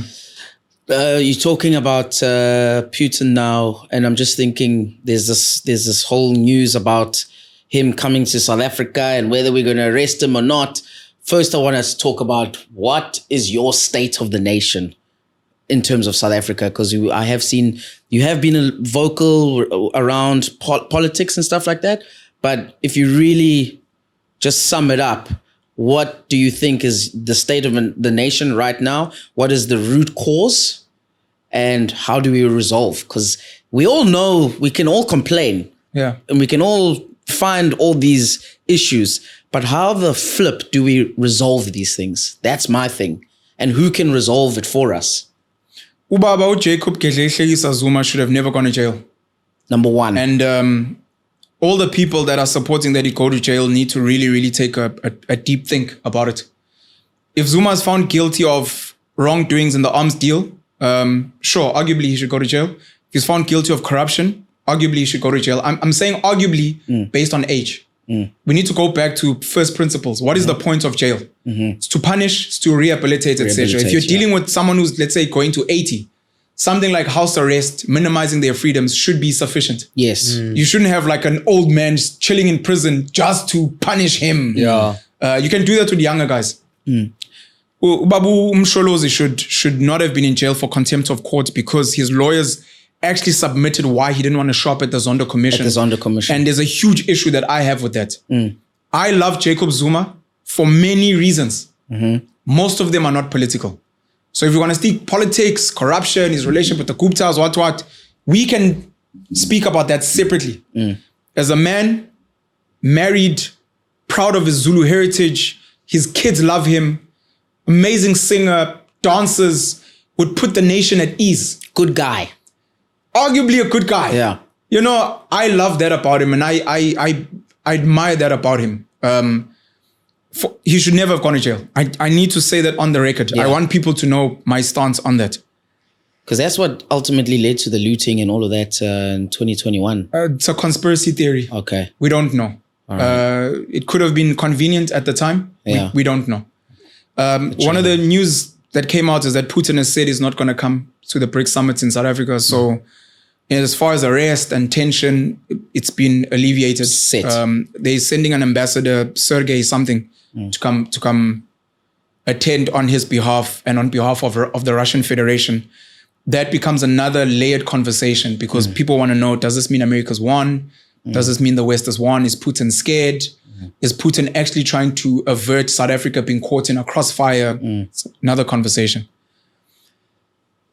The state of the nation, South Africa is not in a good state. I'd like to think all of us can agree with that. Yeah. There are arguments for propaganda, which are valid arguments. Mainstream media is constantly pumping negative stories. So some people could be like, no, South Africa is not as bad as it is. It's just that the media is going hard. Yeah, they'll say bad news sells. Yeah. Yeah. But the reality is we deal with load shedding. The Load Shed podcast. Yes. We deal with load shedding. Our railway is fucked. A lot of our state-owned enterprises are being sold or running at a loss. Corruption may have been as bad as it is now. We do not know, unfortunately. What we know now is we're seeing it more readily. Our social grant recipients have gone up. I think 10 million back in 94, close to 30 million now. Sure. Cyril Ramaphosa goes and announces that as an achievement. It's fucking embarrassing. We're saying grown-ups, children, we have more children dependent on the state and hardworking taxpayers, which is bullshit. So the state is not in a good state, realistically. I've got fluctuating thoughts because I've been very angry about the state of South Africa. I've been very angry with the ANC. I hope people will not vote for the ANC 2024. I've got issues with all the other political parties, all of them. I'm not saying people mustn't vote ANC, they must vote for X. The political system is fucked. People like Michael Louis are pushing for electoral reform. What electoral reform means is if you want a certain burger that tastes a certain way, you should be able to get it from a certain shop. It shouldn't be that if you want a burger, you're only forced between 3 stores and they get to choose how the burger's delivered. It's going to be on white bread and it won't have a patty. It will have cabbage. You're like, but this is not the fuck I voted for. They're like, well, unfortunately, that's what we serve. We should be able to vote for exactly what we want. And if we're not happy, those motherfuckers must move. We must hold them accountable. So we want electoral reform. Where I am today is South Africa does not belong to South Africans. It is something that people need to understand. And we've moved so far away from reality. Again, I go back to what would an animal do? So animals don't fly when they're migrating in the winter to be like, oh, we're crossing over Pakistan now. Oh my gosh, Russia looks so beautiful. Animals are like, this is earth, this is land. We'll go where it's warm, we'll go where it's fertile. Climate. Land does not belong to anyone. It's one of the things we've been conditioned to by the elite. Land does not belong to anyone. even the sensitive topics of the borders. Land belongs to no one. Land can be controlled and influenced by certain people. And generally, it is people that are willing to commit the most heinous atrocities. The people that are willing to kill, mass murder, the people that are willing to oppress, gas people, and dictate and enforce aggressively their systems on others. They get to choose. This is now South Africa. We are now going to follow Roman Dutch law. We are going to have a colonial system. Kids will go to school. We will all trade in money called the rand. You must get a good qualification and go work, etc. And one day on Instagram, you'll take a picture holding your house keys. Hey guys, I just bought a house, which is actually like a fucking piece of block chilling in a flat in the air somewhere. And you want to pay for that over 20 years. All of these things are human creations. Land belongs to no one, but it can be influenced and controlled by the most powerful. The masses of black people in this country believe they are entitled to the land. This is the land of our forefathers. It's a pile of bullshit. They are also reminiscing on a history where Shaga, Mshweshwe, whoever was the most influential because they were willing to commit the heinous atrocities and murder, and dominate and dictate. Land and territory was quite a big thing back 100%. then. Yeah. People would barter and trade for land. 100%. Back in the day. Russia, Ukraine is that. Israel, Palestine, it's that. When America goes and supports, it's that. The xenophobic, it's influence and control. Yeah. Where South Africans were hoodwinked is they were told these are your leaders. And the reality is the current leadership in South Africa does not serve the interests of the people living here. It serves the people who are powerful and rich, who get to control and influence. Yeah. Now, if all of us knew that, at least we then have a fair shot to be like, okay, we don't agree with you. Therefore, we won't vote for you, we won't support you, etc. But the people are lied to. The issues we have currently are not issues for the masses of South Africa. Electricity is not a right. Fuck what the Constitution tells you. We have got electricity because the economy needs electricity, because powerful people need electricity to mine, to manufacture, to farm. And they gave it to the people as a byproduct that, shame, because Josh works for my nice big American company, let's give him a little perk in his nice little house with his bond so that he also has electricity. And so he can stay abreast that, look, don't go to work tomorrow because there was a gas explosion in the Joburg CBD on Bree, or there's traffic. So we'll give you electricity for that. But it's not because we care about you. You can go fuck yourself and live in a cave. So electricity is not something we're meant to have. If you want electricity as a human being, create it. Like Nikola Tesla, like Thomas Edison. No, what about... Create your electricity. Why can't I pay for it? If someone is willing to pay you for, charge you, Yes. by all means, Okay. you do that. All right. The people in power decided to monopolize Yes. electricity generation through ESCOM because it served them. Today you have to apply for an independent power producer license. It's all a bunch of bullshit. Create your own electricity. Similar with anything else. If you want land, if you want to control, if you want to dominate, you need to fight. The reason our railroads are fucked is because there are people that want to make money through the trucks. Yes. That's all it is. It's greed. Yes. But you're not entitled to the rail system. If you want a Transnet that works, you either build your own railway system, whether you get the license or not, you must be willing to kill, or you move the ANC out. And whoever's in charge, the Americans or the Chinese or the Japanese, whoever controls the economy, you tell them we will have rail for our people. And if you don't want that, you can go fuck yourself because we will bomb the fuck out of all your businesses until you play ball. And if you don't do that, we will repeat 9/11 to show you that we don't fucking fear you. You will have to mass murder us. But in that process, be careful because we might mass murder you. The apartheid government sat down with the ANC, the PAC, the IFP, and all other black liberation movements because they were like, these guys might kill us. We might kill them, but we are 8%. They are 80%. We might kill them, but in that carnage, we might lose our wives, our kids. So maybe let's negotiate. And in the negotiating, let's find the Pietermaritzburg College, you know, the Glenwood, the Cares, the JP Boys. Let's find the educated, Nelson Mandela, you know, Oliver Reginald Tambo, Cyril Ramaphosa. We don't want the Chris Hanis. They're rough. The Steve Bikos. The Steve Bikos are educated, but they true, what's the word?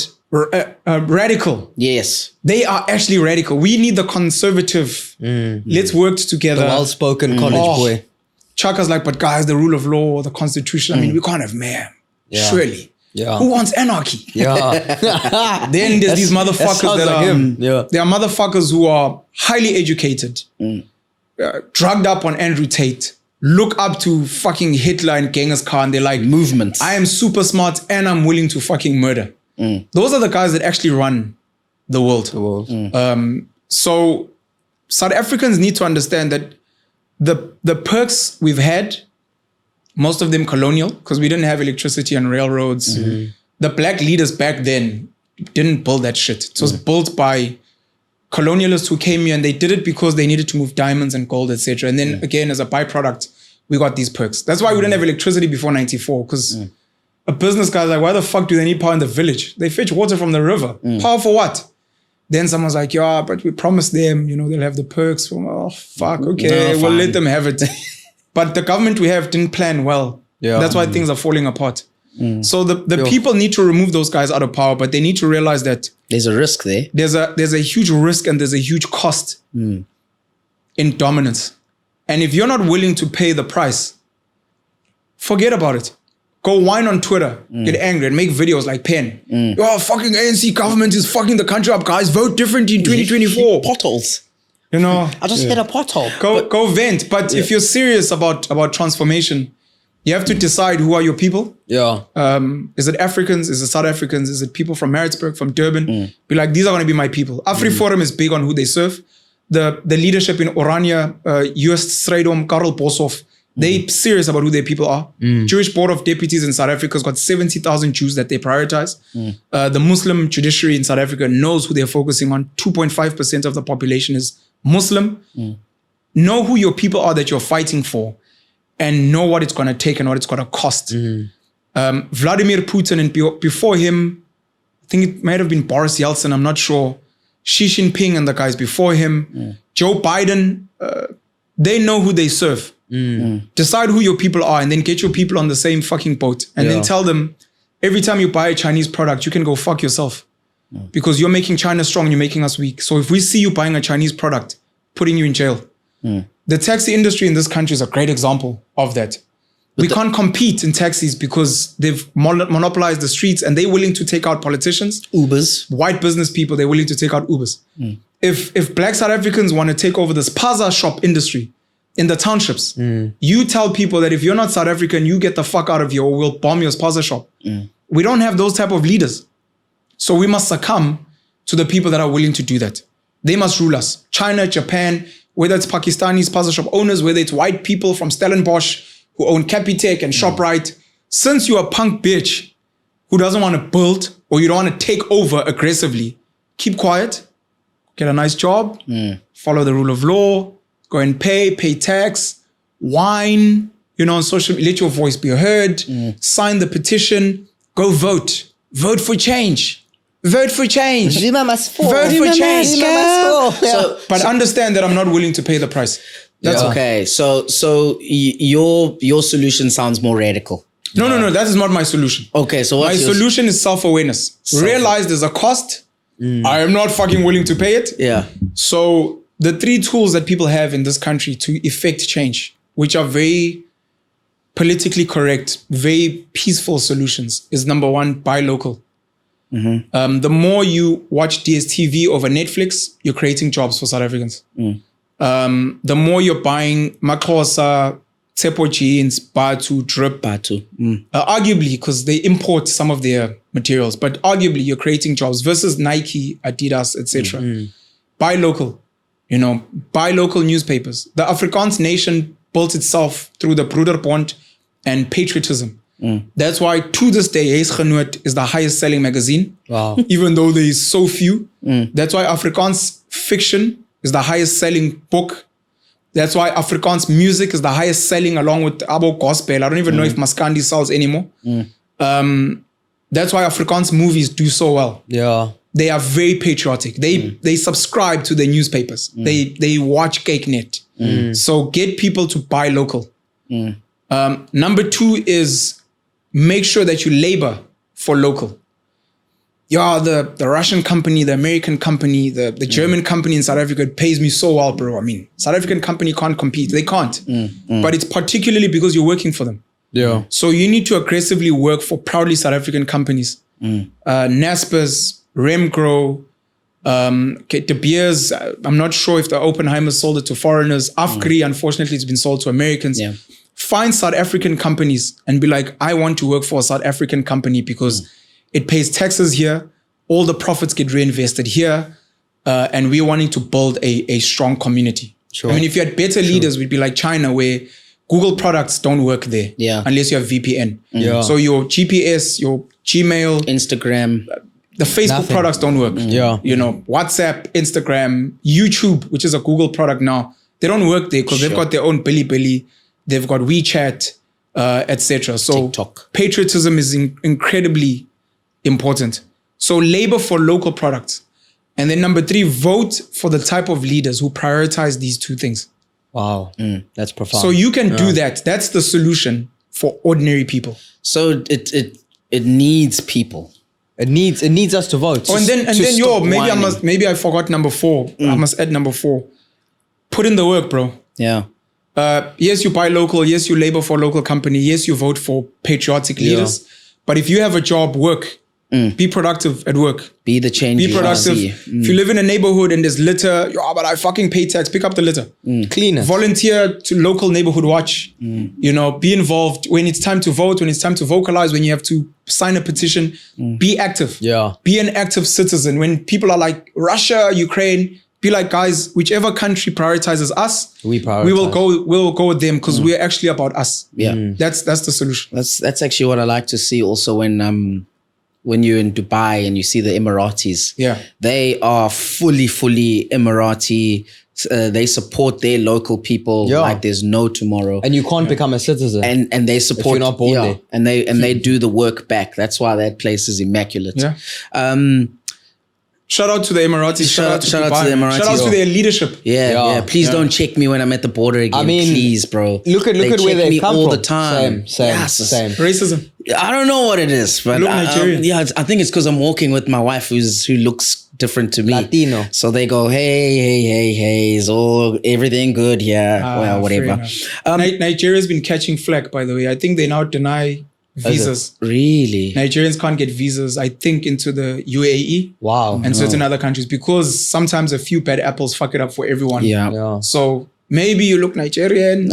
Until they hear me an speak. imported Han from somewhere. I've also been interrogated. Really? Yeah. It was quite rough. Jeez. I thought I was going to miss a flight, but they sort of like, I don't know It's what quick. it is. It's but quick for me. they just like see you. They're like, okay, profile. flag. Yeah, They every profile. single time They they'll be like, profile. "Where are you going? Where do you work? What do you do?" Great, Yeah. thanks, cheers. Is there not a risk to a dethroned ANC in the 2024 elections? Why I say this is because they obviously have been in power for some time, and for them to be dethroned, would that not signal and cause a bunch of havoc? Yeah, that would cause havoc. And is that not what people might be afraid of? Change. Yeah, that change that can get aggressive. Because so that's what, to be honest, a part of me is afraid of that too. I'm like, Who are you voting for next year? I actually have no idea. I have no idea. Are you I was being one honest? of, seriously, I was one of What those. are the options? So I was one of those guys in the previous elections so I voted twice based on my age. The first time I did this to the ballot. I didn't vote for anybody.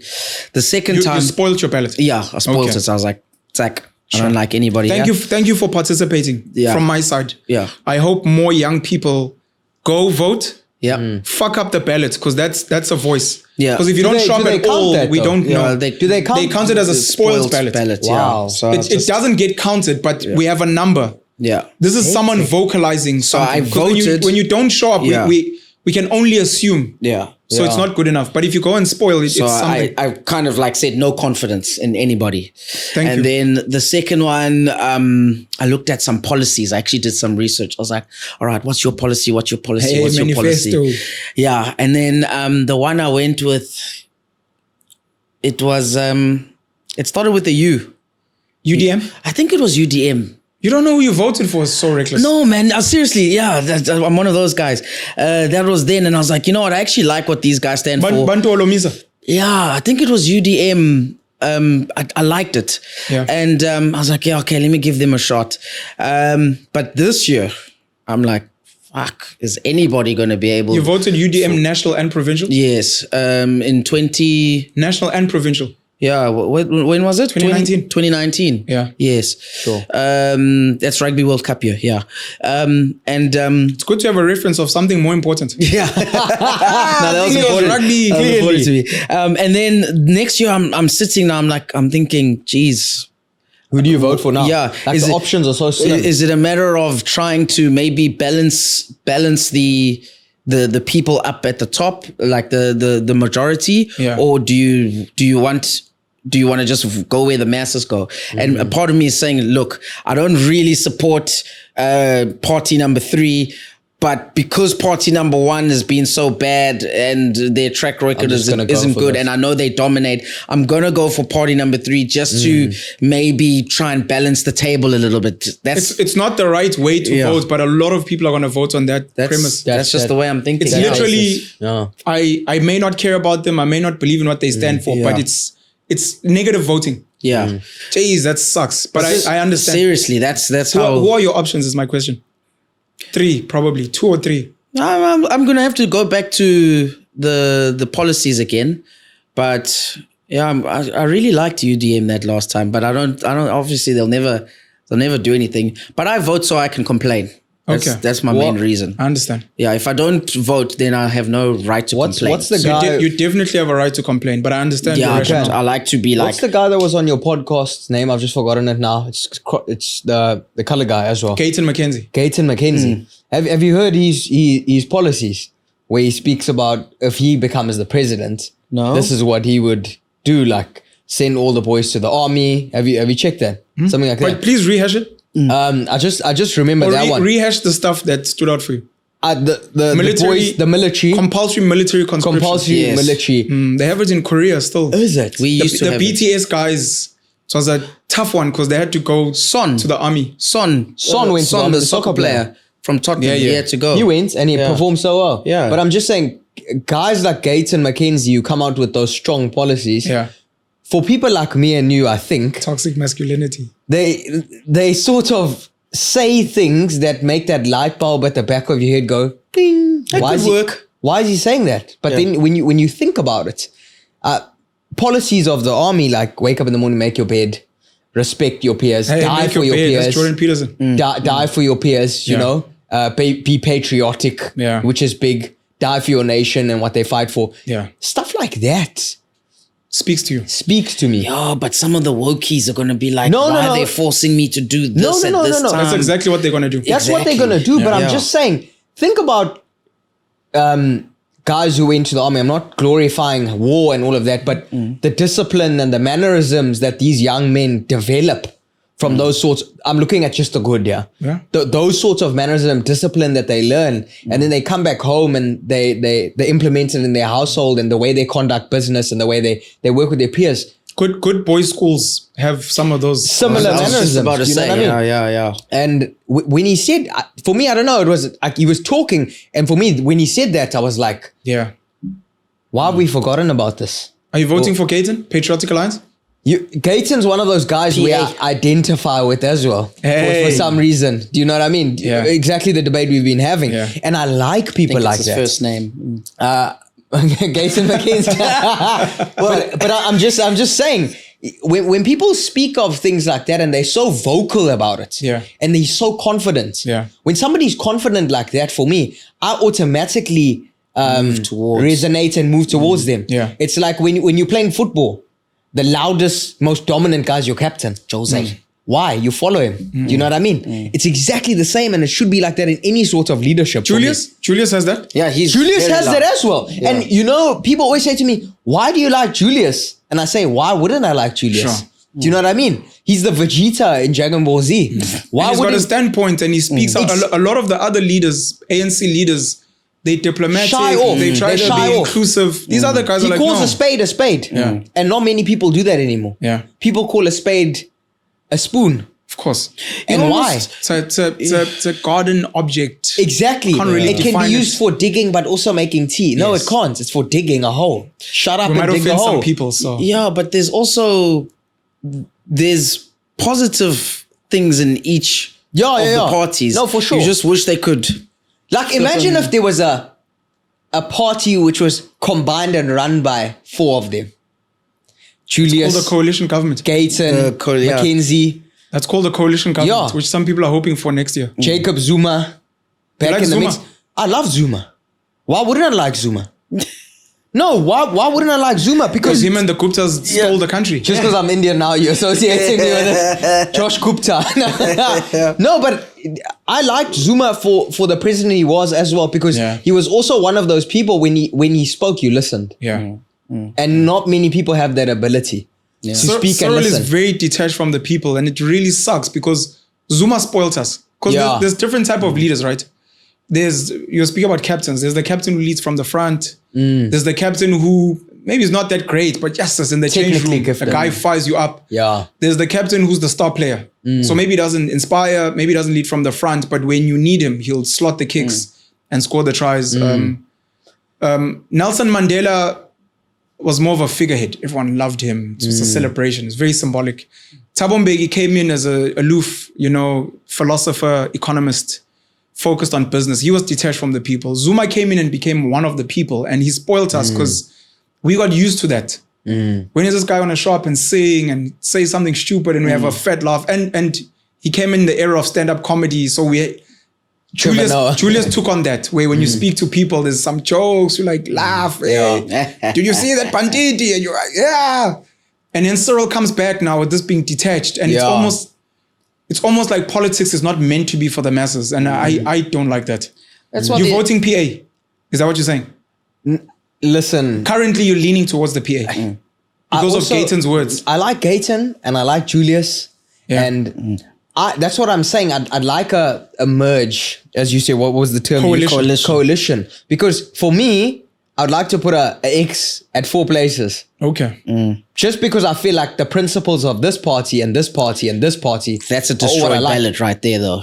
It is. It is. It's a destroyed ballot But right there. as a South African, that's how I feel. Yeah. Because It's one of the things that I would like in electoral reform. The ability to Multiple. the ability to give people, let's call it 10, because most people are stupid, unfortunately. We give you 10 tokens and you place them Yes. as you wish.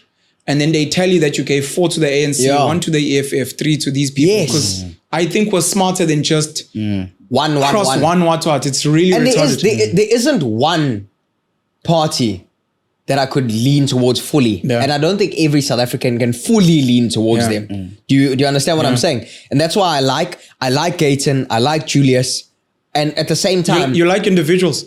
I like It's individuals. also that's also what's coming through in what you're saying. because Musi. I believe in. you I like believe, Musi?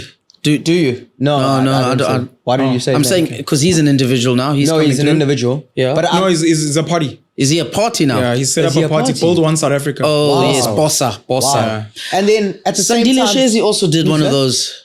That Forex guy, Sandile Shezi. So Sandile created, they set up a political party, then he met up with a Jentum Po, I forget his surname.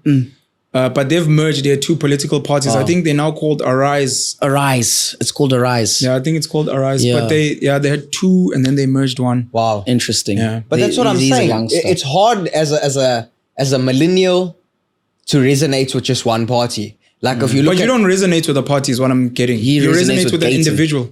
and I don't know. I that's- asked that's- this because it's actually an important point for people that are going to vote. Yeah, because I do. I there's agree with what negative you're saying. voting. There's voting for a party. Yeah. Based on various reasons, my parents or because I live here. Yeah. There's voting for policies, almost whether they deliver or not. Yeah. There's voting for track record, which most people don't do. Because if you actually ask them about the parties, they can't actually Yeah. list 10 things that have been done or they've been misguided. But look at the Western Cape and DA, you're like, That's one party. let's actually go to the Western Cape and let me show you Sure. the areas you're talking about, and then please show me the parts where it's DA versus rich people, private security and private what, and then let's go to the townships and show me, you know, and then let's do a comparison. And then there's individuals which I fundamentally believe a lot of people love the individual story. That's why we speak about Putin. We don't know if Putin belongs to a party or not. We don't care. Yeah. Same with Xi.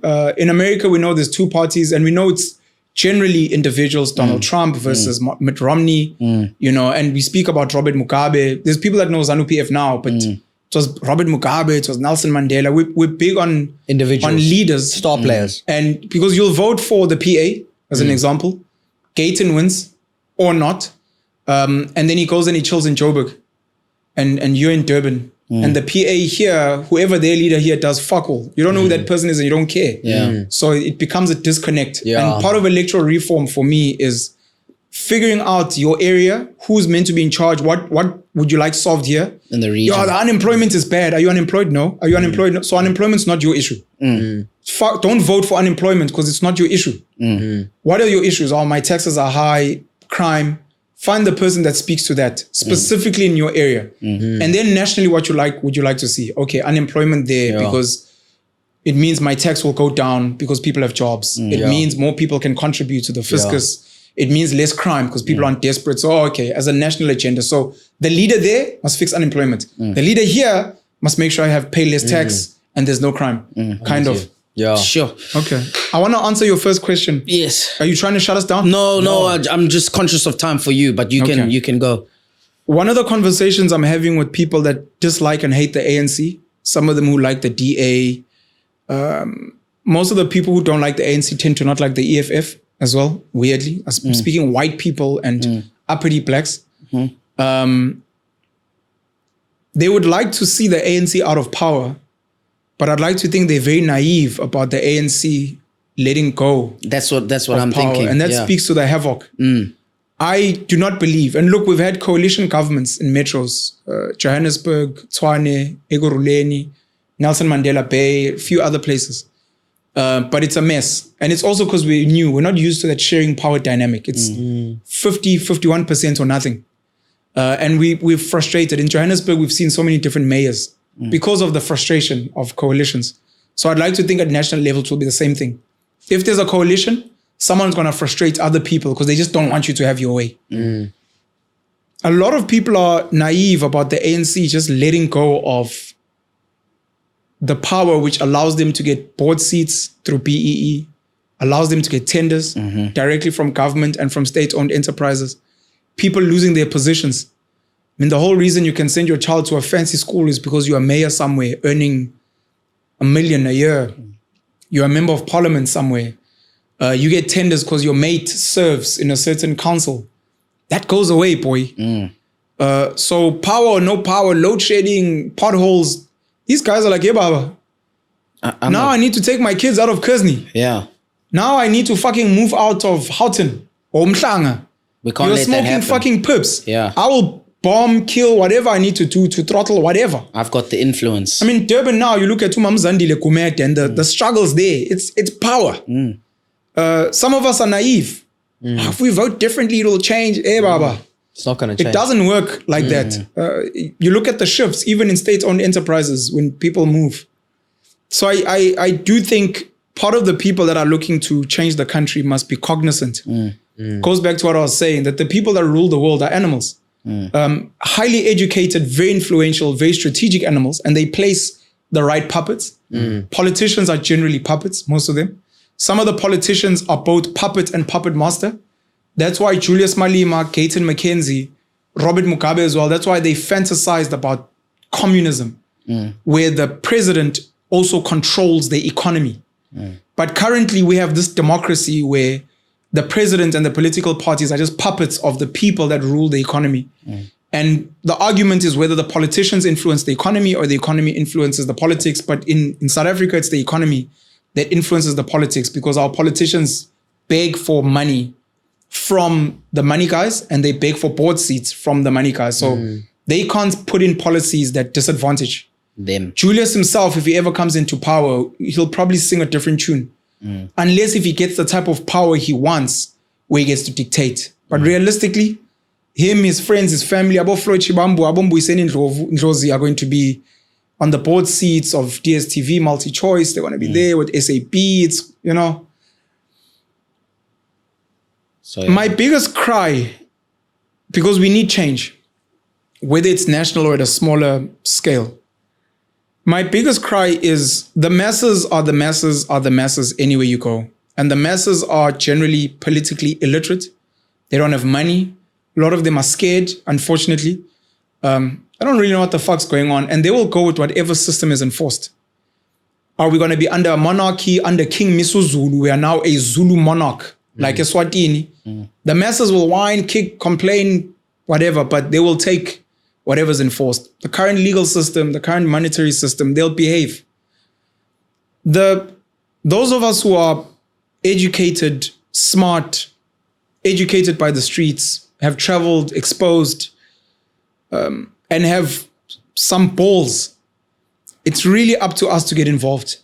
Whether you want to do it through politics, which I think is a fucked up system, or you do it alternatively through civil organizations like AfriForum, Gift of the Givers, something else alternative. You know, Mark Zuckerberg has more influence than most politicians because he created a platform which arguably is used by the CIA to influence.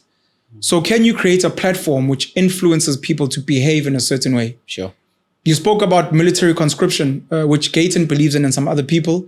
He wants him and Herman Mashaba of Action SA, they want to bring God back into schools. Another sensitive topic, because there are people who are like, why are you forcing LGBTQI down my throat? Why are you forcing religion down my throat? Because if you're saying God, you probably mean Christianity. And we don't want that. What happens if Why do we have not? Christian holidays in South Africa? Are we a Christian Nation. state? Like the UAE is an Islamic state? In smaller pockets, we spoke about the boys' schools. There are people that through institutions are getting the exact same thing. Now, the Afrikaans community, the Afrikaans nation in South Africa, their kids have voortrekkers where the boys are groomed in a certain way. I was in a marching band with my brother, the Natal Prestige Band and the SA Schools Band, where a lot of our rehearsals were in military barracks because they love that link. But it means we're there with the army, waking up in the crack of dawn, eating fucking porridge, making our bed, sorry. The rugby community and the discipline. When you shake a man's hand, you look at him in the eyes, you know, you respect the Christians, the rugby guys, get on your knee, pray. Liewe Jesus, baie dankie vir die voorreg. Thank you, Jesus, for this privilege to play the sport that we love. There's the brotherhood, the camaraderie. There's the spilling your blood and guts on the field. We leave it all on the field, boys. We fucking do it for the badge. You know, it's all those army training things, which you don't need the army. You can do things like compulsory school sports, compulsory rugby, making sure that there's like spirit, what's it called? Spirit building. At school where all the boys come with the war cries, give me an M, give me, you know, with the blazers and you. We called it shouting practice. Oh, snap. Yeah. Spirit building. Forget this shouting practice. Where when you wear the tie, you know what it represents. It's like, bro, I was at Craven Week with the gents. I was in the marching band. I know the values you stand for. Yes, you have penalism and you fucking talk shit on YouTube. But at your core, you're a rugby boy, you're a choir boy, you understand discipline, you understand values. I know you won't just turn a blind eye if you see a woman being violated. You know, you will defend what you need to defend. You will put in hard work because when people speak about you out there, you represent more than yourself. So I'm hoping that more of us smarter guys, bro, we get involved and we create these systems and institutions that are stronger than government. Because to be honest, we live in many South Africas. We can speak about the black masses and poverty and potholes and load shedding and under-education and miseducation and kids that are on drugs or nyaupe, rape stats. Right now, the thing that's trending, and it's almost like everyone gets given the same script. Yeah, kids at this age can't read for meaning. Because this data has been fucking pummeled by the education department year after year. Someone influential said it, and now it's everyone saying the kids can't read for meaning. They couldn't read for meaning for a fucking long time. Up until grade 4 or something. Something stupid like that. Anyways, I made a video about it last year on my Facebook page, but whoever said it now clearly is the person that influenced. In this same South Africa, where there's, what's the word for it? Fornication, adultery, whatever, sleeping around, what. No one wants to be like Penwell, having multiple kids with multiple women. You have got Muslims who are virgins before they get married. And they are disciplined and their marriage is lost. And they have faith. They pray 5 times a day. They go to mosque. They read the Quran. They learn Arabic. You have got a segment of the Zulu nation where the girls are virgins. They get inspected by a hlolo until they get married. The boys in Izwa, they go out to hunt by a lusa. They herd cattle. They are raised as Zulu men.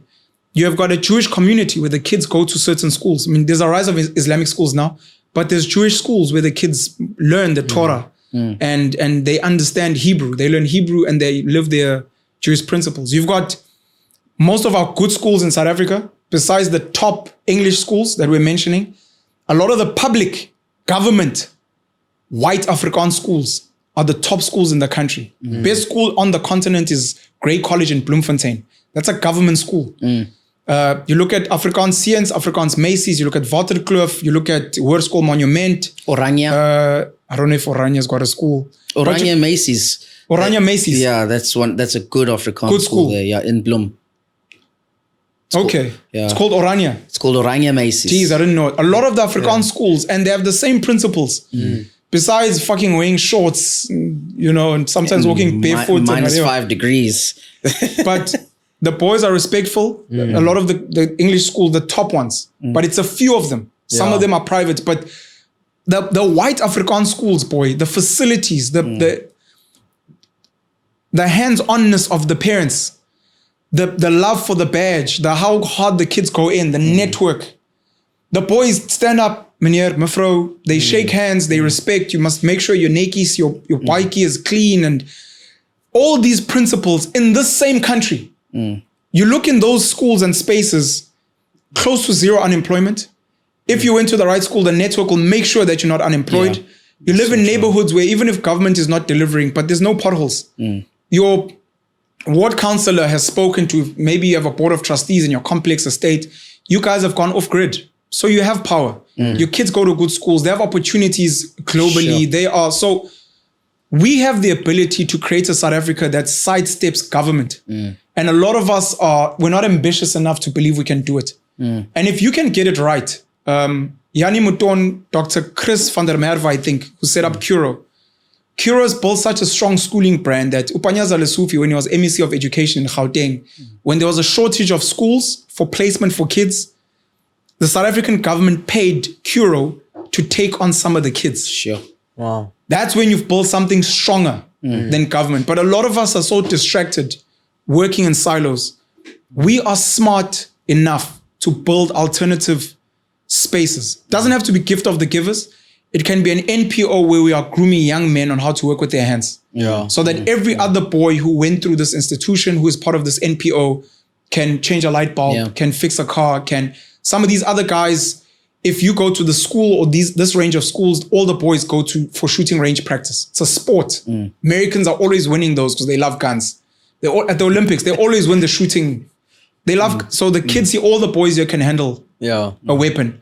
All the girls that go to this church as an alternative institutions, they are cooking. Seventh-day Adventist Church have got the greatest a cappella groups in the country. A cappella is Seventh-day Adventist. If you're Seventh-day, a cappella, everyone there can sing.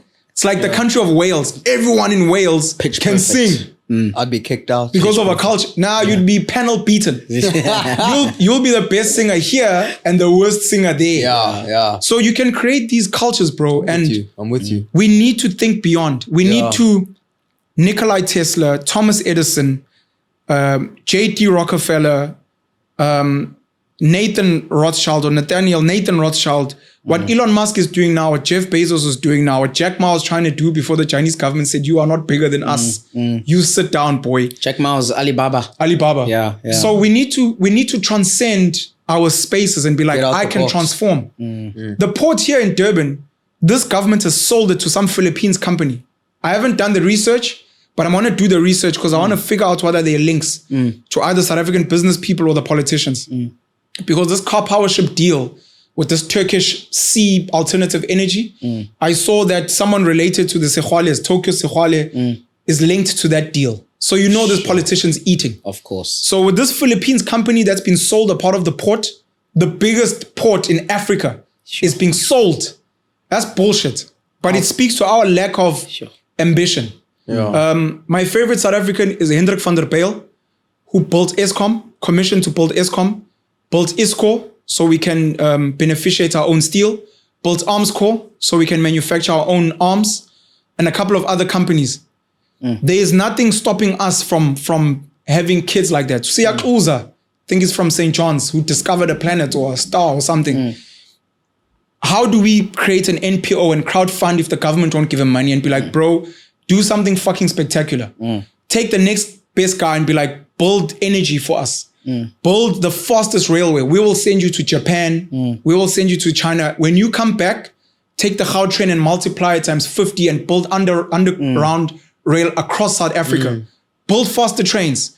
Who's manufacturing ships in South Africa? Who's manufacturing air? Like, we need to be beyond ambitious than what we are now. You know what you're saying now actually just hit something in my head, because I traveled a while back and I met these girls who were traveling as well.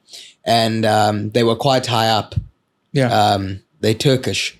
And I said to her, what do you guys do for a living? And she says, my dad's asked us to travel so we can learn the architecture of other nations and bring it back. And I said, what is going on? That would blow your mind, that. Do you get what I'm saying? Like, I was traveling because I had some money and I wanted to see the world. Holiday. You know? Holiday. Got a bonus. I'm going on holiday. She was traveling because she was an architect. To learn the architecture of another country to bring back to her family who are very powerful. And teach them. Hey? Again, South Africa, bro. George Sombonos, the founder of Chicken Licken. Every year, his dad would give him money to travel. He'd go to America. He stumbled upon a recipe he liked. He brought it back. His father had a cafe. He started experimenting when his dad was away. Fucking rebel. Started experimenting with selling fried chicken. Dad comes back. He has to fucking hide the chicken. Customers are like, we want the fried chicken. Dad's like, we don't fucking sell chicken. We sell like fried chips and fish or Russians. They're like, but there's this chicken. Traveling. You know, there's this Instagram, there's this line of, there's this meme. We travel to their countries for Instagram posts. They travel to our country for business. We need to do that. Sir Herbert Baker, another amazing human. There are all these, going back to leaders, there are these individuals who have changed the world. And if more of us can find ourselves in them and then elevate ourselves. So Herbert Baker, one of the greatest architects in history. Hilton, St. John's, St. George's Cathedral, the Union buildings, some of the greatest architecture in South Africa is through him. The question becomes, who's the kid now in South Africa traveling like those Turkish girls to be like, I'm going to go and find the dopest architecture and then I'm going to build. You actually had a video on TikTok talking about Herbert Baker, and you were watching St. John's, you were watching your Grahamstown school against Hilton on that TikTok. I saw that. Yeah, it's interesting. Thanks, bro. I've got a curious mind, and outside of just having discipline and being a good human being and working hard and being an active citizen, if there's one thing I wish we could train, it's very difficult.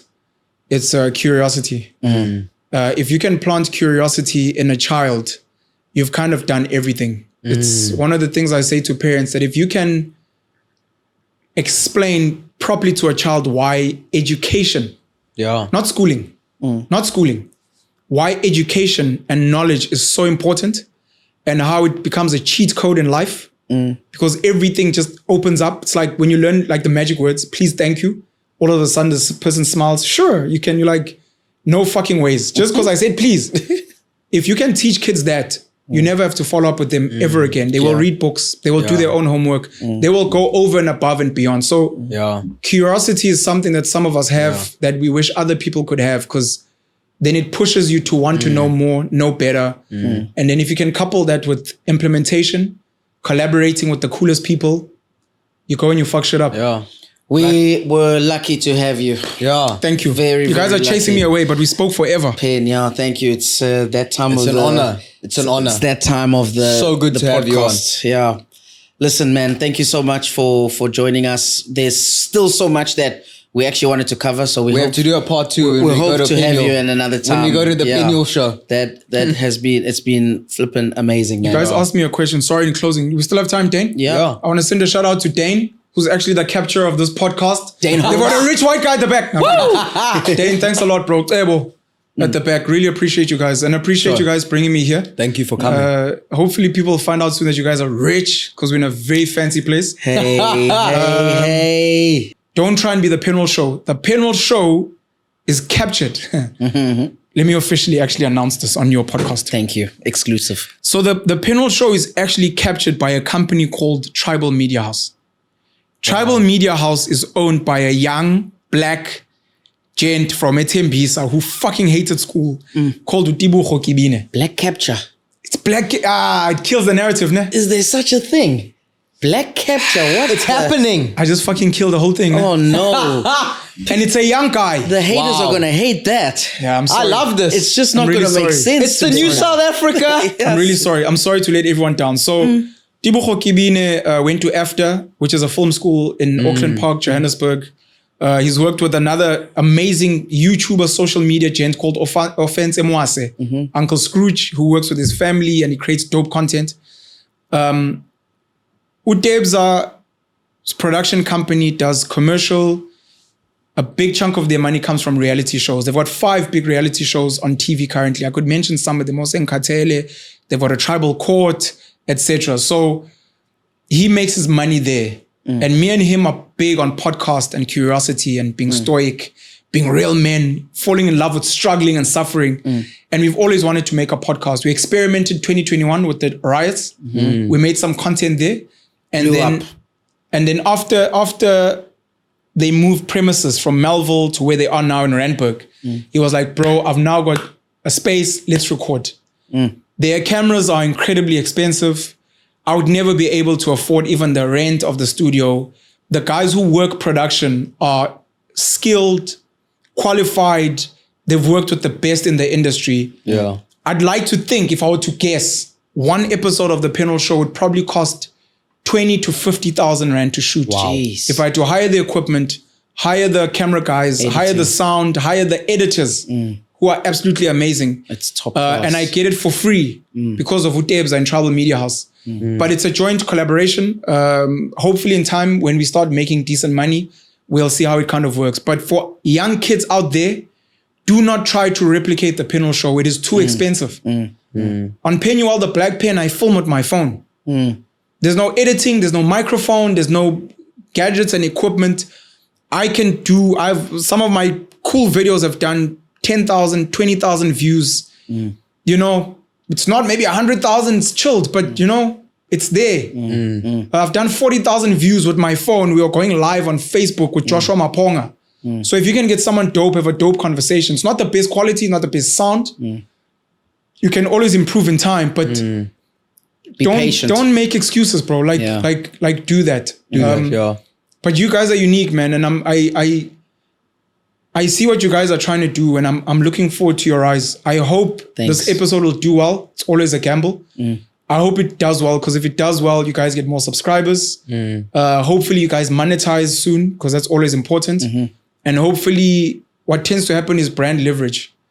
I've been on your platform, and hopefully it becomes an easier sell to other people. Oh shit, you've had the Black Pen on your platform. Black Pen. So I don't think I'm a big deal. Small story. Vida a Cafe, a coffee shop. Yeah. VDE. Vida? The VDE. Is that how it's The red pronounced? one. The red coffee shop at the VDE airport. Cafe. Vida e Cafe. Wow, Thank I you, didn't know Maritzburg that. College. Sorry. Yo, I also thought it was Vida Room my whole life. No, it's VDE. Vida I E. think. Guys, I stand to be corrected. Sanele Skane Gamer, Maritzburg College. Shout out to Yanni Bosov. Shout out Skane. Shout out to all the gents who went to Maritzburg College and all the good boys. Love you, schools. boys. Fuck, love you, gents, very much. Vida e Cafe.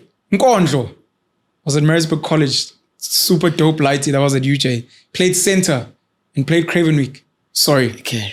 Vida e Cafe had a brand Bible. random things that I research because I'm a loser and a nerd and a weirdo. I went and I read their brand Bible online. I think it was Durban Boys. Could be mistake, like 5 white Durban boys traveled the world, saw this dope idea, wanted to create coffee culture, which we still haven't really hit in South Africa. That's why Starbucks didn't do that well. But we're slowly trying to groom a coffee culture here. Unhealthy culture, but sure. In their brand Bible, at some point, they speak about brand leverage. And they highlight that all our employees, I don't know if it's changed now, all our employees wear Levi's jeans. Sure. Levi's is an established brand. Levi Strauss. Levi's jeans. So you know they're wearing dope jeans. Nice jeans, yeah. All our IT products, all the computers and the tools we use, Apple products. This is now trying to explain the type of brand they are because you don't know who Vida E is. But now you're like, shit, Levi Strauss, Apple, all our chocolate products in our coffees is Lindt. Wow. Yes. So they're trying to explain where they are. They're premium. You know what I mean? So I'm just a normal gent. I wear the same clothes. I wear black. People drag me on my fucking sneakers that I'm going to change soon. I'm going to auction these, I hope, and fundraise for kids that need shoes. You know, I'm so glad you mentioned this because I actually like my Crocs and I get judged here in this group. Bro, you can't be wearing Crocs. My Who judged you? comfortable Crocs. This Josh. man. Mr. Curious. Mr. Curious. Air Force, Jordans and all of that stuff. No. Fuck that. Jeez, I had You to come with go your hustle Crocs, bro. at Puma, bro. This man comes this morning, he's like, guess what? I'm like, what? I was like, I got new kicks. I was like, fine. Yeah, It's weird because those become the things, right? Yeah, Yeah. man. I don't wake up in the morning and say, oh, I wear the same sneakers. Yeah. One day Jeez. people pick this up. Someone trolls me on social media, on Twitter. It trends. Yeah. I love my fucking Adidas Sambas. They pretty dope. I'm an Yeah. OG. I'm You going to look like get you new. got a mean Have you seen first the touch. It looks like he's got a mean Samba first touch. collaboration, the South African one? No. Go have a look at With it. who? It's just I need a wee. Out.